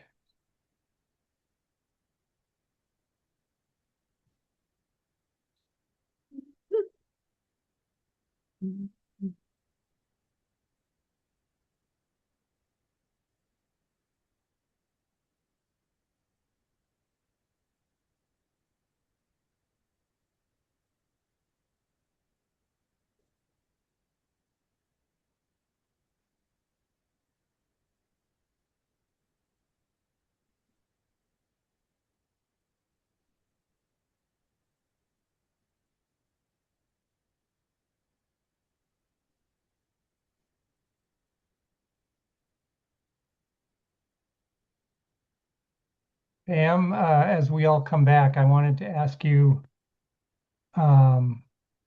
given the pace at which we're getting through this, do you think we're going to need a third meeting? A joint? You're muted, by the way.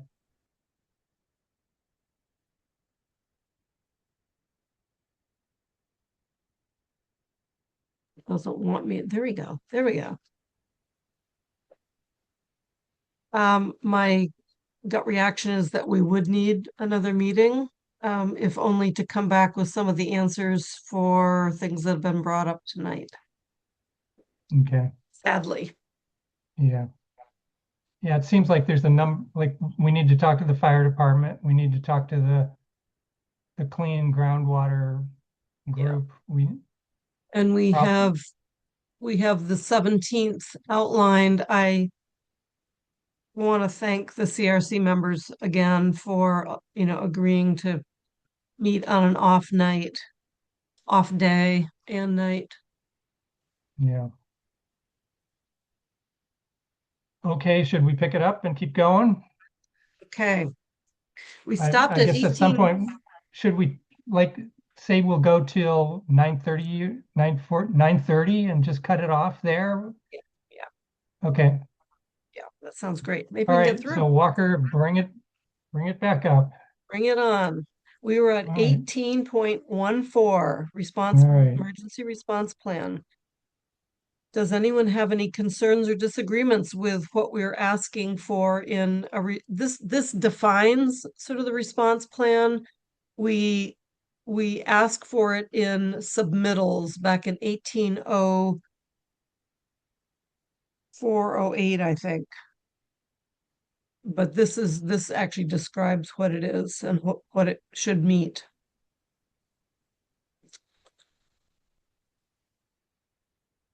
And I think so this says it has to be submitted and approved prior to system commissioning. So that implies that it doesn't have to be submitted with the application. It's supposed to be submitted with the application, but maybe we could add the words the final copy.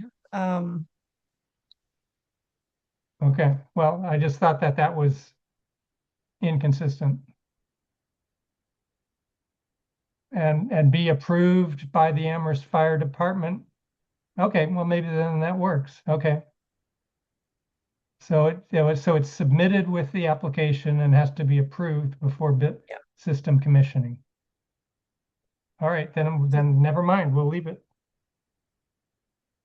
1815, building permit and building inspection. We don't really have too many buildings per se, but there shall be constructed, installed, or modified without shall not be. So, this section is duplicated in 1804. Just that 1804 says, whatever you do has to get approved and get the applicable permits. So it's just more words.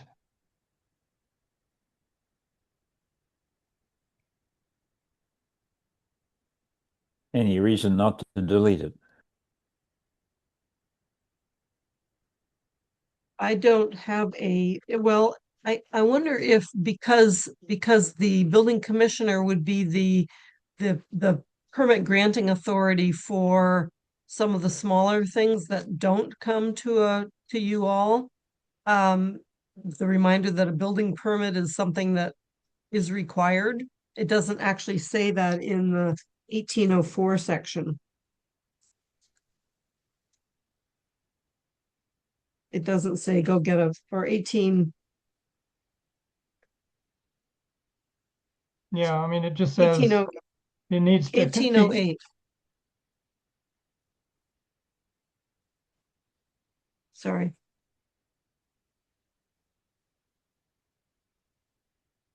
It says applicable building and electrical permits. I mean, yeah, it's not a problem. It's just repetition, right? That's your concern, though? yeah. Anybody feel strongly about keeping it? At least note the question as to whether the question is there reason to retain this? Yeah. It appears Thank you. duplicative. Yeah.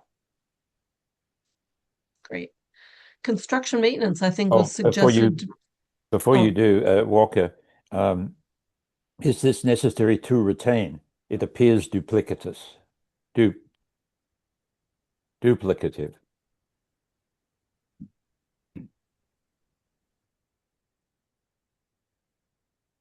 Okay. Great. Thank you. 1816, there was a suggestion to change from construction maintenance, which doesn't really make sense, to facility maintenance.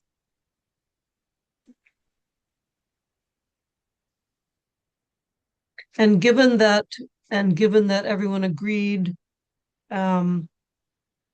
to get rid of some of the information back in 1811, 01, 05, and 06, this facility maintenance paragraph makes more sense. And that included maintaining the access for the fire department and maintaining the solar photo, actually, this should be changed to SPI. We could change SPI.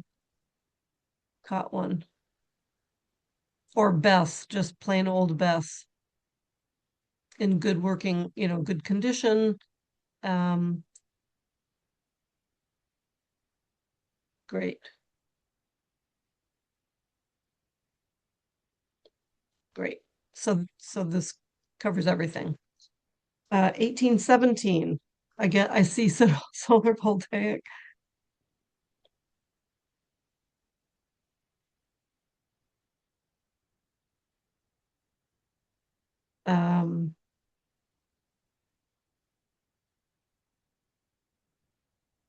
Does anyone want to know a little bit more about the modifications paragraph? Fred, you have your hand up actually. Yeah, in 1817,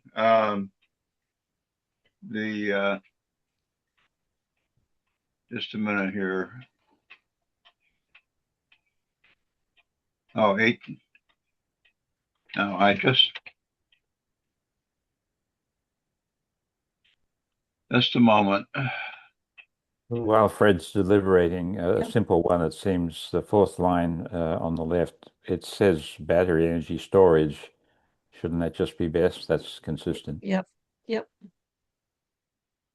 Yeah, actually, what I'm looking at is in the last line of 18.16, the comma should be deleted after road parenthesis S. Because the unless accepted as a public way, that phrase only applies to access roads and not anything else. Nothing else is going to be a public way.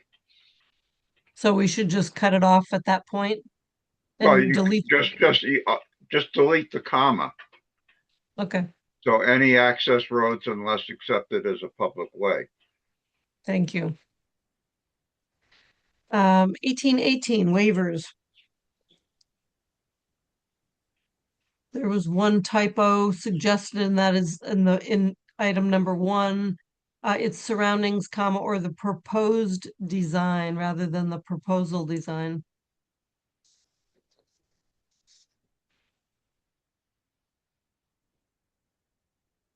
We have number 2. We have, yep, thank you. She's quick. She got it. Pam, 18, 19. question, Yep. I'm all in favor of moving quickly, but I wanted to go back up to 18.17 really quickly. Sure. And this is probably just because I'm looking at an old draft, all apologies, but the change of use from agrivoltaic canopy SPI to ground mounted SPI. I guess I'm just trying to, number one, I want to confirm that we have a definition for agrivoltaic canopy SPI in the latest draft. And then my second question is, what, I guess I'm trying to understand like a case study where this might happen. So like, let's say there's a farmer, they're doing agrivoltaics, and then for one reason or another, they stop crop production for, like, would that require a new permit in order for that solar system to continue to work? So I wanted to just dig into that a little bit more. The way it's written, it certainly would imply that the agrivoltaic acceptance process might have been quicker, easier, lighter. And if you are going to let go the positive benefits, if you want to say that, the positive benefits of having agriculture, then you need to come back to the PGA and say, hey, we've changed our tack and we're no longer doing agriculture. There may be some other requirements then levied on that project.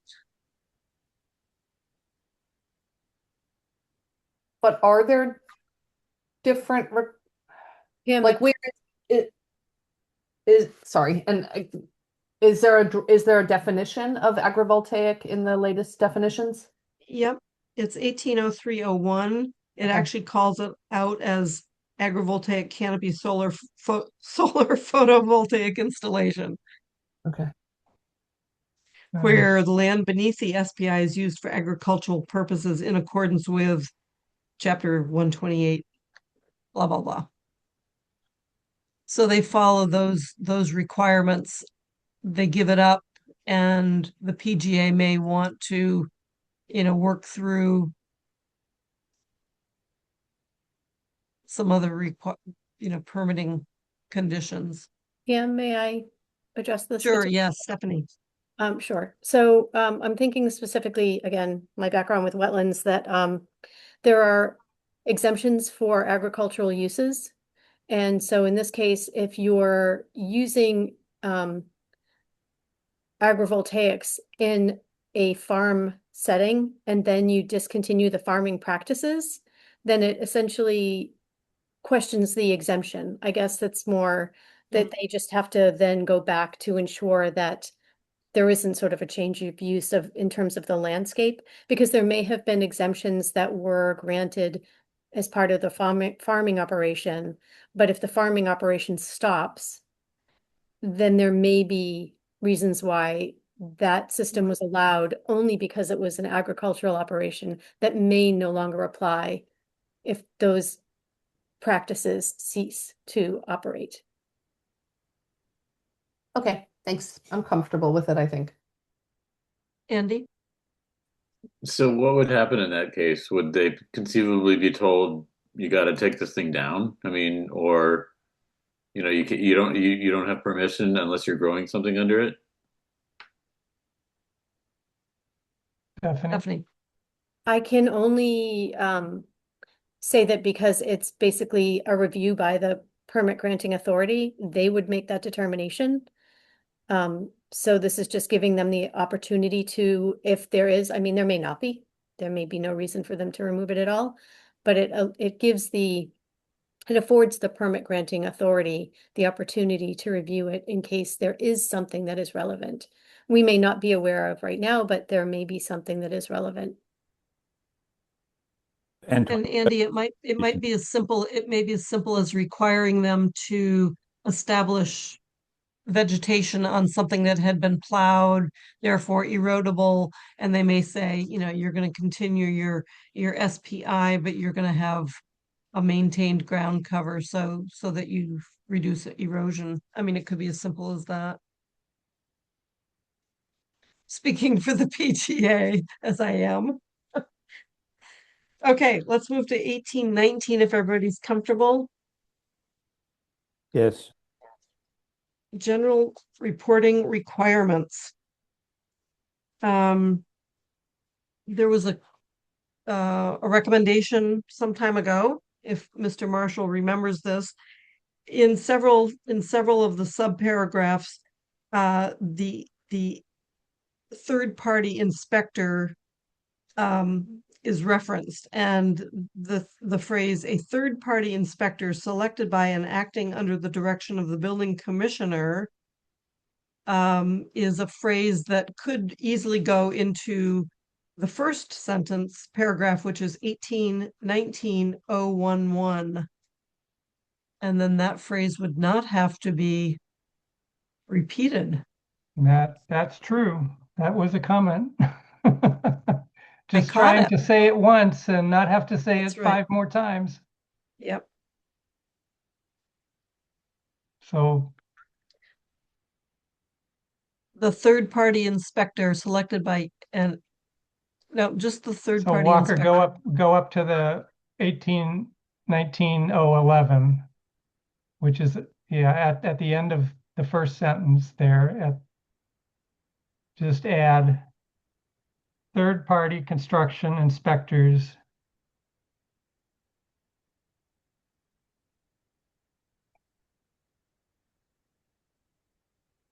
and those are all capitalized, by the way, because that's a term of art, it seems.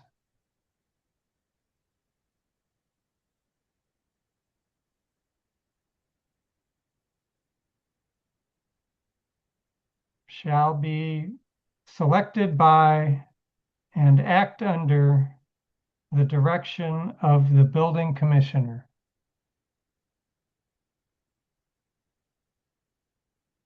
All right, and then you could put in parentheses or a comment, can remove text, can remove similar text in subsections below. And that way we don't have to drag everybody through that later.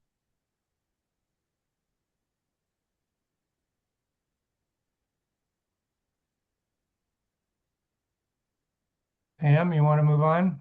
Yep. Yes. So we'll take both of those out of 012 and 013. We'll tighten it up a little. Okay. Wait, hang on. But we'll keep the third-party inspector there. So during construction of SPI and BESS, the owner, operator, or third-party inspector shall submit inspection reports on a weekly basis? Yes, thank you. That's correct. Yeah, in the next sentence, credentialing, appropriate inspection credentialing. Is that required for the third-party inspector only, or is it required for an owner operator too? Inspection credentialing, it would be for the third-party inspector.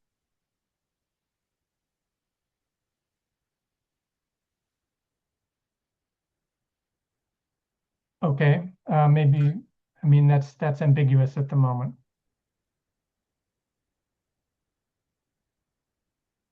So maybe after the word licensure, 3 words over from what you just highlighted. Yeah, you could just say of the third-party inspector. And then my inclination would be to move that whole section of inspection credentialing up to 19.011, since we're not talking about the weekly reporting requirement, but actually the selection of the inspector. Yep.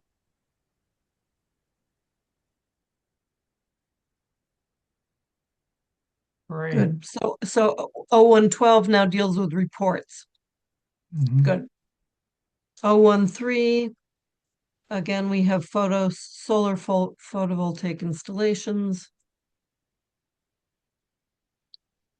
And the second line, you could delete at the cost of the applicant because that's already been specified. Yep. And then do we include BESS there too? For 1 year post-construction of SPI and BESS? Yeah. All right. And then, so on the sixth line down, just after the acronym SWPPP, who decides if it's applicable?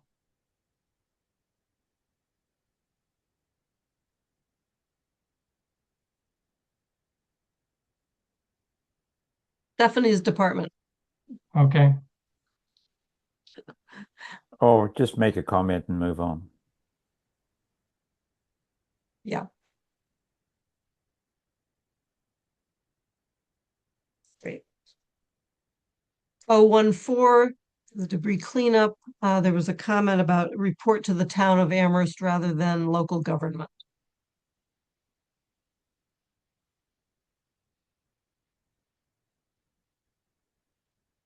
$19,015 in the 1, 2, 3, like fourth line. Description on date. Yeah, it was just, I wasn't gonna pursue a lot of these, Pam. Okay, Because that's we fine. could, They're really minor. Yeah, you're right. is it worth everybody's time? No. But 1902, transfer of ownership.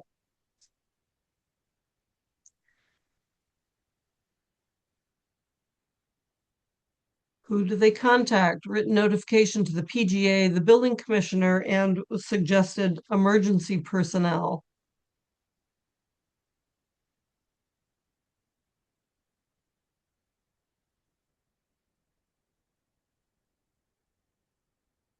Great. Perfect. 182002. There's a suggestion that we add the words, the emergency phone number that is staffed 24 hours a day. And then we can take it out below.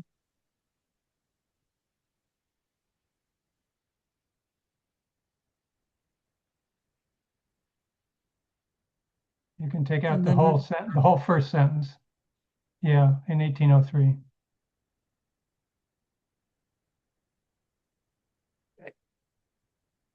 Great. Financial 1820. surety and decommissioning. Any comments about that?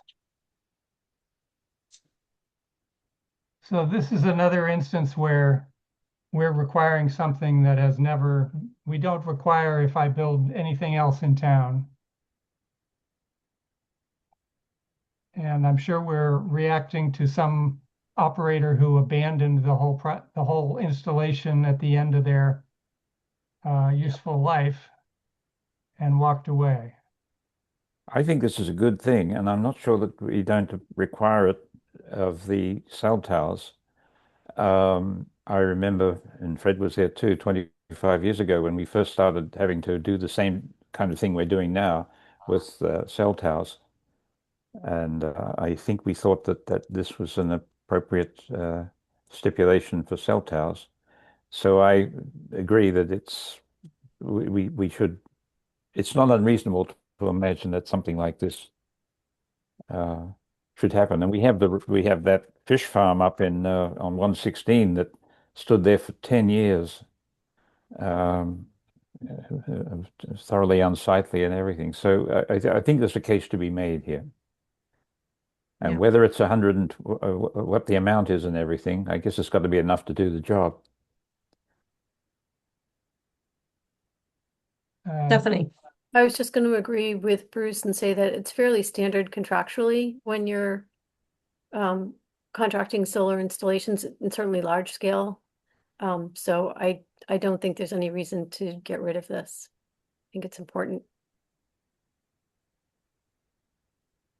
So moving to abandonment or decommissioning, were there any concerns? And I had none from the outside source who made the previous comments.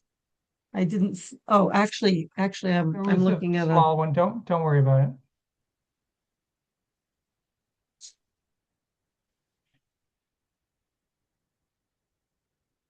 removal shall consist of. Does anyone have comments they would like to make about 182202?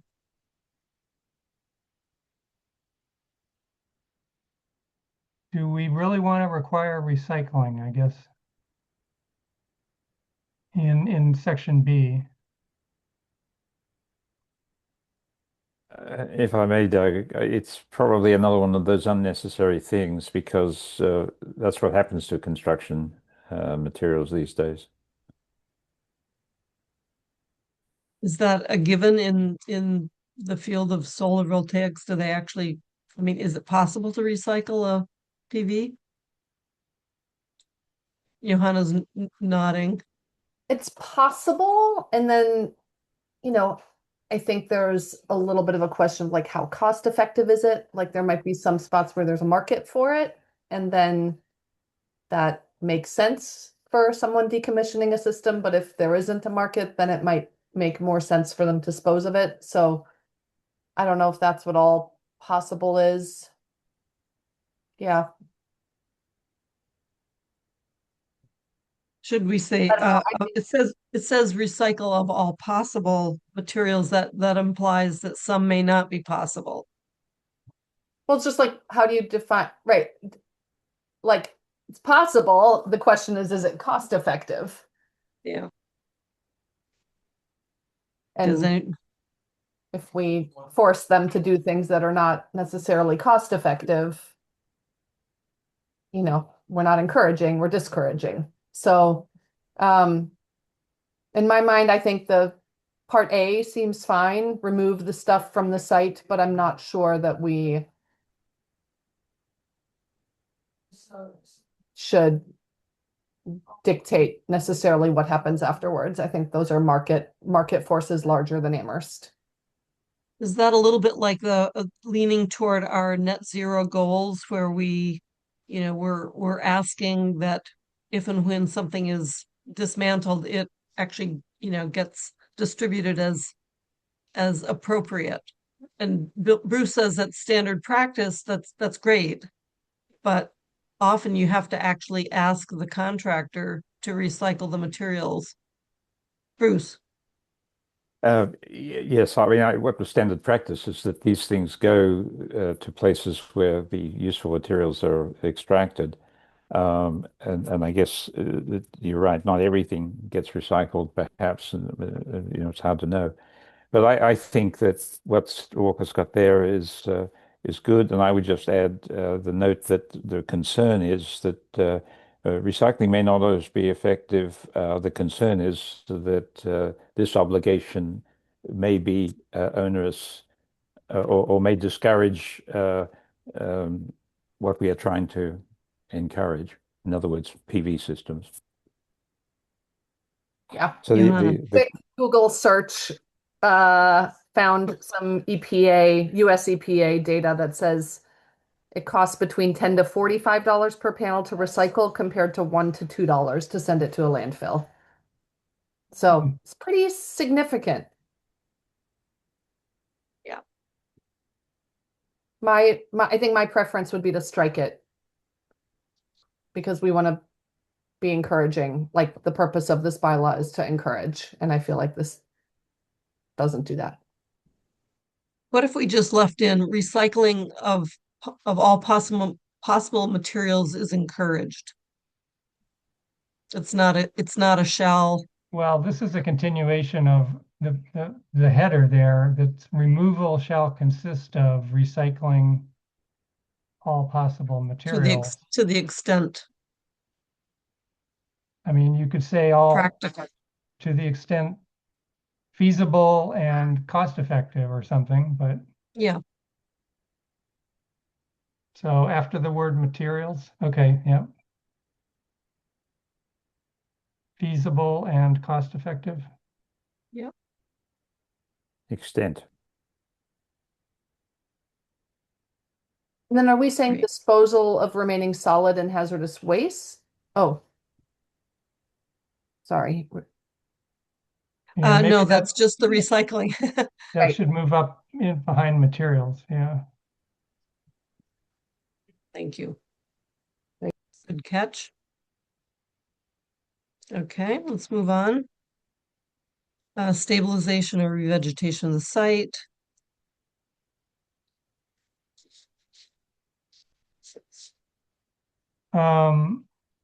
So paragraph E there, the reuse of the site. Wouldn't that be a new site plan review with the PGA?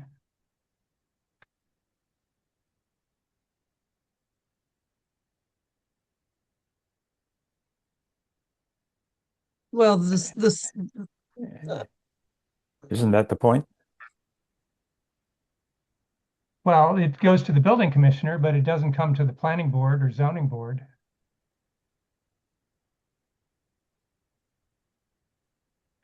But the building commissioner would make a judgment as to whether there is appropriate zoning and so forth, because and this can't be written in because it's a plan for reuse.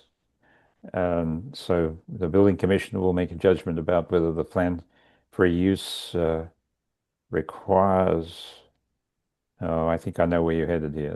If the building commissioner decides that there is no permit granting, if there's no uh, land use permitting agency required, then this says that the reuse of the site voids A through D above. And Doug, I think what you're saying is the reuse of the site subject to further permit granting, subject to further land use permitting. Yeah, I mean, or do we want to be, do we just want to say these requirements may be waived or modified at the discretion of the building commissioner and just leave it at that? yes, I would prefer not to give examples of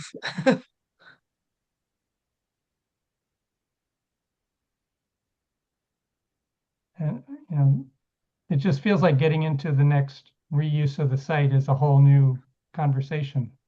right, right. And abandonment, any concerns about abandonment?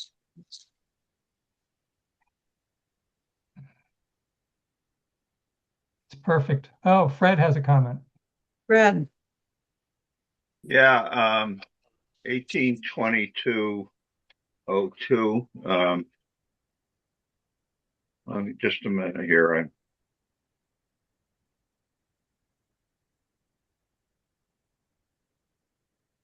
Okay, so the building commissioner waiver that only applies to the removal of structures and so forth. It doesn't apply to anything else, right? Just That's the intent. It's just this section, 2202. okay. Then that's fine. Should we say the requirements of this section? Yeah, that's probably useful. Yeah. All right.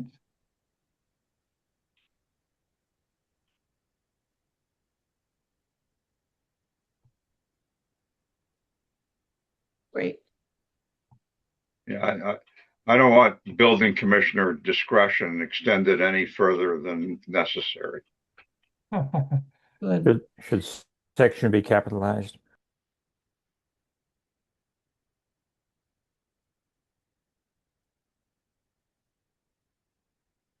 You guys are under the microscope here. So we have gotten through the text, and I want to just, yes. So this is next time. It sounds like this is a good place to stop, unless in the next 5 or 6 minutes we can actually talk about these maybe we could talk about them generically and see if there are any concerns that we need to actually deal with. So this table is added to would be added to our table 3 under the category of renewable energy uses. And this is where we're trying to identify the sort of the maximum size in different increments of scale. You can building mounted / canopy SPIs are under 25,000 kilowatts. And you can see that it's generally site plan approval with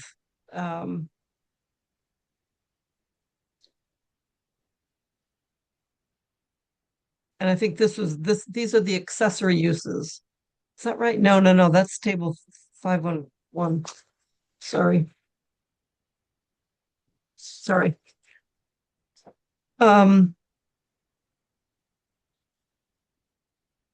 The second section is ground mounted solar with or without co-located BESS. And these are the tiers of scale, again, tiers of scale, levels of scale.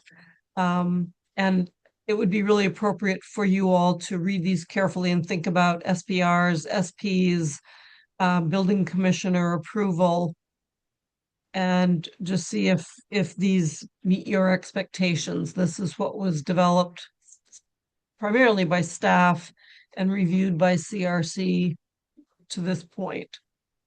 Well, Pam, is it correct that under the tier 1 for ground mounted installations, the Ys that run across that column, that means yes, it's approved, or it's allowed, and Yep. it's an administrative approval by the building commissioner. Correct. It does not, it's only if it says SPR or SP that it comes to probably the planning board. Yeah. And or ZBA. Okay. And then the no's, it's just not allowed at all.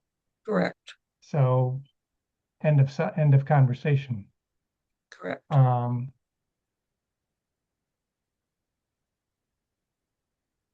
And so that first category, the building mounted and the canopies, that was also put right into the hands of building commissioner. So that goes to the little battery up in the roof. Do you want to take time to 3 more minutes? We can. Oh, Fred. Just a question, the second column, I take it that is the standards and conditions column of the table 3. It's the sizes of the arrays, or actually Yeah, it's the energy produced. Which is I'm trying to fit this into existing table 3. And yeah, I see what you're doing, Fred, and I guess, that certainly seems to be the way it aligns. And I guess you could say that the size are the conditions under which something is considered a tier 1, 2, or 3.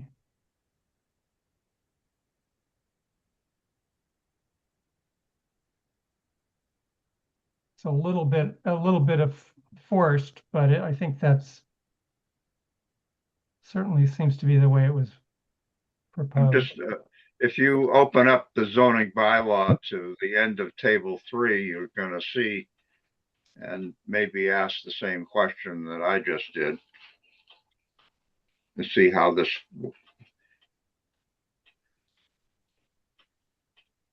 Yeah. It seems clear. So I guess, Pam, the question I'll have when I scrutinize this is probably whether the all the no's that run across here, whether I would argue that we should be more permissive on allowing these around town than the relatively small number of districts that are allowed. But maybe that's a Yeah. conversation for later. It could be. And so if you want to give it some thought in the next week or two, part of it might be if you think about the parcels that are in, residential village centers, there may not be much opportunity beyond a small establishment. Yeah. And it could size itself, out of competition. Right. Okay. Fred. Oh, I'm sorry, I didn't put my hand down, but yeah, you're quite right, Doug. That is something we should look at. We should So also. that's in the bailiwick of the planning board for sure. Bruce, and then I want to wrap up with just some thoughts for the next meeting. Maybe I'll do this for the next meeting, but we should be cognizant of how big a 250 kilowatt array is. And I think when we know how big a 250, because that's like 10 or 15 house roofs. It's big, and it's quite possible that that whether it's allowed or not, there wouldn't be the opportunity. So putting no is probably clear. My guess is that, and I'll make a little. I'll send an email out just saying how big an area a 250 kilowatt system applies, and at least we can know that as we're having our conversation. Thank you. If you want to do it for the different tiers, that would actually be very, very helpful, because I've never seen a comparison table of, of how many acres essentially per kilowatt. If you look ahead, if Walker would be so kind as to scroll down, this is the accessory uses table. Very similar. We're still talking about different scales of construction. So give that table some thought. And then if you want to scroll down beyond that, we have the section on fences, which simply because we refer to it in this bylaw, we refer to section 6.20. And then the definitions, as we talked about tonight, there are a number of definitions. They'll get their own numbers because they get added in alphabetically, and we don't know yet where they're going to end up. Fred. Yeah, I'm gonna have to look this up, but there are fencing requirements in the National Electrical Safety Code that are going to apply here, and I want to check and make sure that this is not inconsistent. Okay, good. Thank you. So sounds like we're going to have another shared meeting on the 17th of June. We've got this remaining chunk of material to go through. We should be able to do that fairly promptly.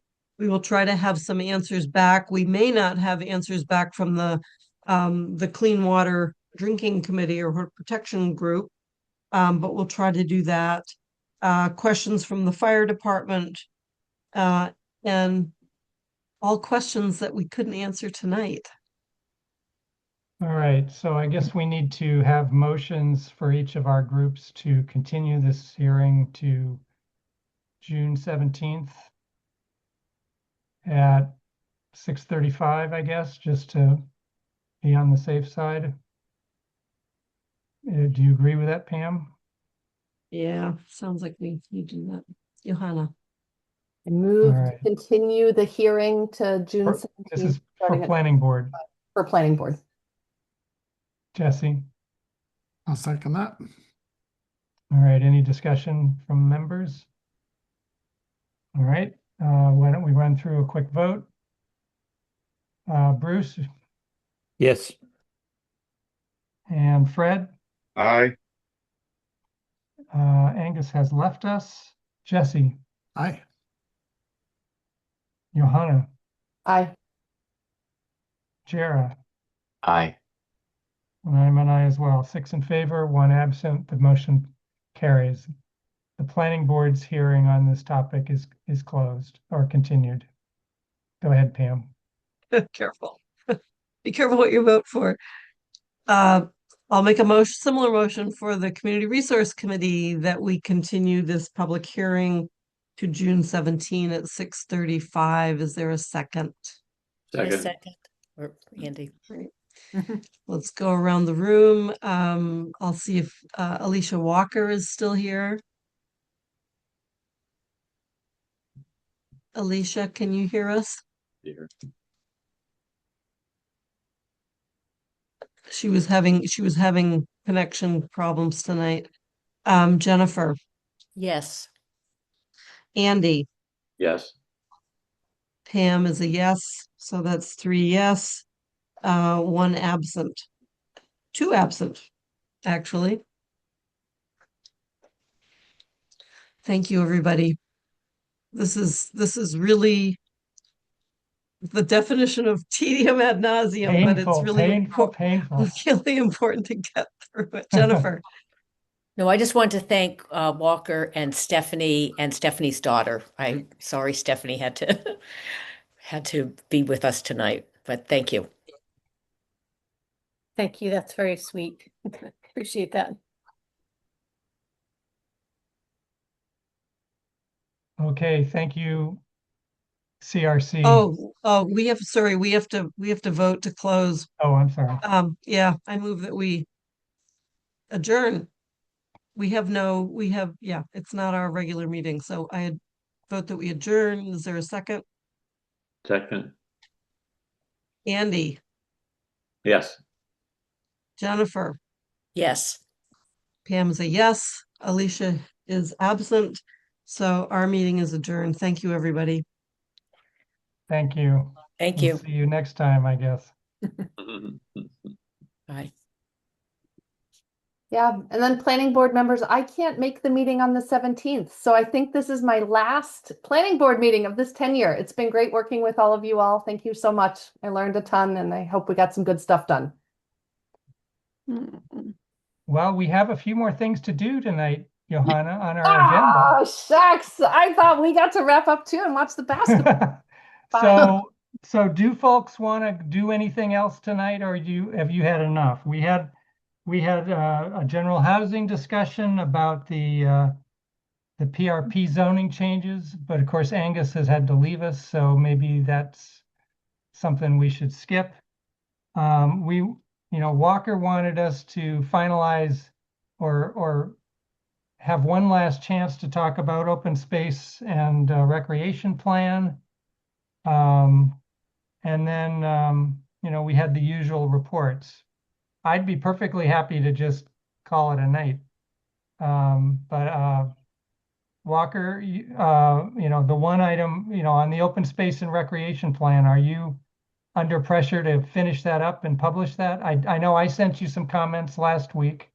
But, can this wait for another meeting, or, do you need to wrap it up tonight?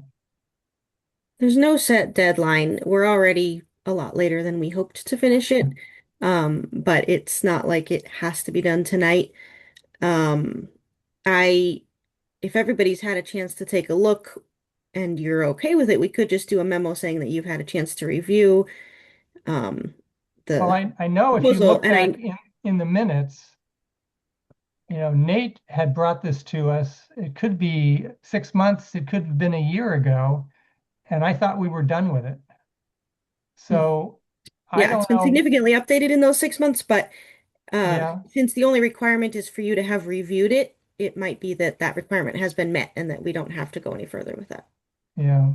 Any comments that I did receive will be incorporated, but it's not. Right. Well, not it's really up super to under your you. I mean, if you want to bring it back to another meeting, we can put it on another agenda. I only want to bring it back if people think that it's worth your time to talk about. If you're all satisfied with the level of review you've had, then I'm happy to just, Okay.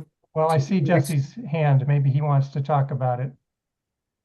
Thanks. No, I was going to move that we approve the minutes tonight. Okay. That was on our agenda too, and then All right. put off the rest. But I don't need. I'm happy if we don't talk about the space plan further. All right. I think I am similarly satisfied. All right. Well, Walker, maybe you should just check the box that we've reviewed it. You did receive a few comments from me, which to the extent that you can incorporate them, that would be great. And we'll move on. Great. Sounds good. Thank you. All right. So Jesse, you want to talk about minutes? Well, it seemed like an easy thing for us to do. Yeah, we have, what was it, the March 4th minutes as drafted by Pam Field Sadler? Yes, March 4. Yeah. So did anybody have any comments on those? I did have one comment. Yeah. Jesse? It's very small. In the general housing discussion on page 2, the second paragraph starts a sentence that I added, hopes, et cetera, et cetera.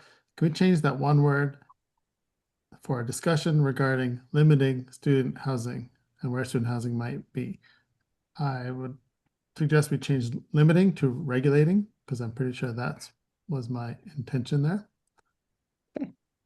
And it has a very different connotation. Thanks. You got it. Otherwise, All right. I would move to approve the minutes. Approve the minutes as With that amended modification. in the meeting this evening. I'll second that, Jesse. Does anyone have any other comments on the minutes? All right, we'll go ahead and vote on those. Jer, I'm going to start with you. Aye. And Johanna. Aye. Jesse. Aye. Fred. Oh, we lost Fred? I think he thought he was part of the CRC. Yeah. Bruce, how about you? I'm good. You're I good guess with it's the a minutes? yes. All right, and I am too. So that was 5 in favor, 2 absences. All right, so in light of that, I don't see anything specific on the rest of the agenda. So I'm thinking maybe we should just skip it. I will, in my report of chair, I will do 2 things. One is I want to recognize Johanna, who is coming off the board, and thank her for, I think it's 6 years of service. Yep. My, how fast it's flown by. Post-COVID. So thank you. And I believe Fred and Jesse are going to have another 3-year term coming up. And we have 1 new member to replace Johanna. And then the second thing I want to say, and this is not germane to all of you, but effective Friday, I will be retired from UMass. So I wanted to just kind of put that out there because I've taken, there's been criticism during my time on the board that I'm just here doing UMass's, work to encourage housing in Amherst that by somebody other than UMass. Well, I have not felt that was the case all the way through my time. And I guess I just wanted to say, once I retire, for my remaining year on the board, I want anybody to just see if my opinions have changed, because I've been behaving and acting and consistent with my beliefs, regardless of who I work for. All right, so Walker, anything you want to say for staff? Nope, I think Jeff said it all. Okay. Pam and Walker, let the minutes show that we abandoned this meeting at 9:44 and did not talk about anything else. And we will see you all at 6:30 on June 17th. except for Johanna. So goodbye, Johanna. Bye. You're welcome to y'all. stop in anytime. Awesome. I might just do that. Make a 3-minute public comment, only to then Okay. be heralded by Pam's music. We might give you 6. Don't you dare. That's only if you're recognized by the chair, of course. Oh, good point. He might decide to stiff you. Also, Great. Doug, congrats on your Yeah, retirement. congratulations, Doug. That's great. Thank Yeah, you. Doug. Yeah. Yeah, congratulations, Doug. Yep. And I What are you have to going to do say that next? What's that? What's next? Oh, well, back lined I'm up? figuring that out. Awesome. To be determined. Let's get coffee. That can be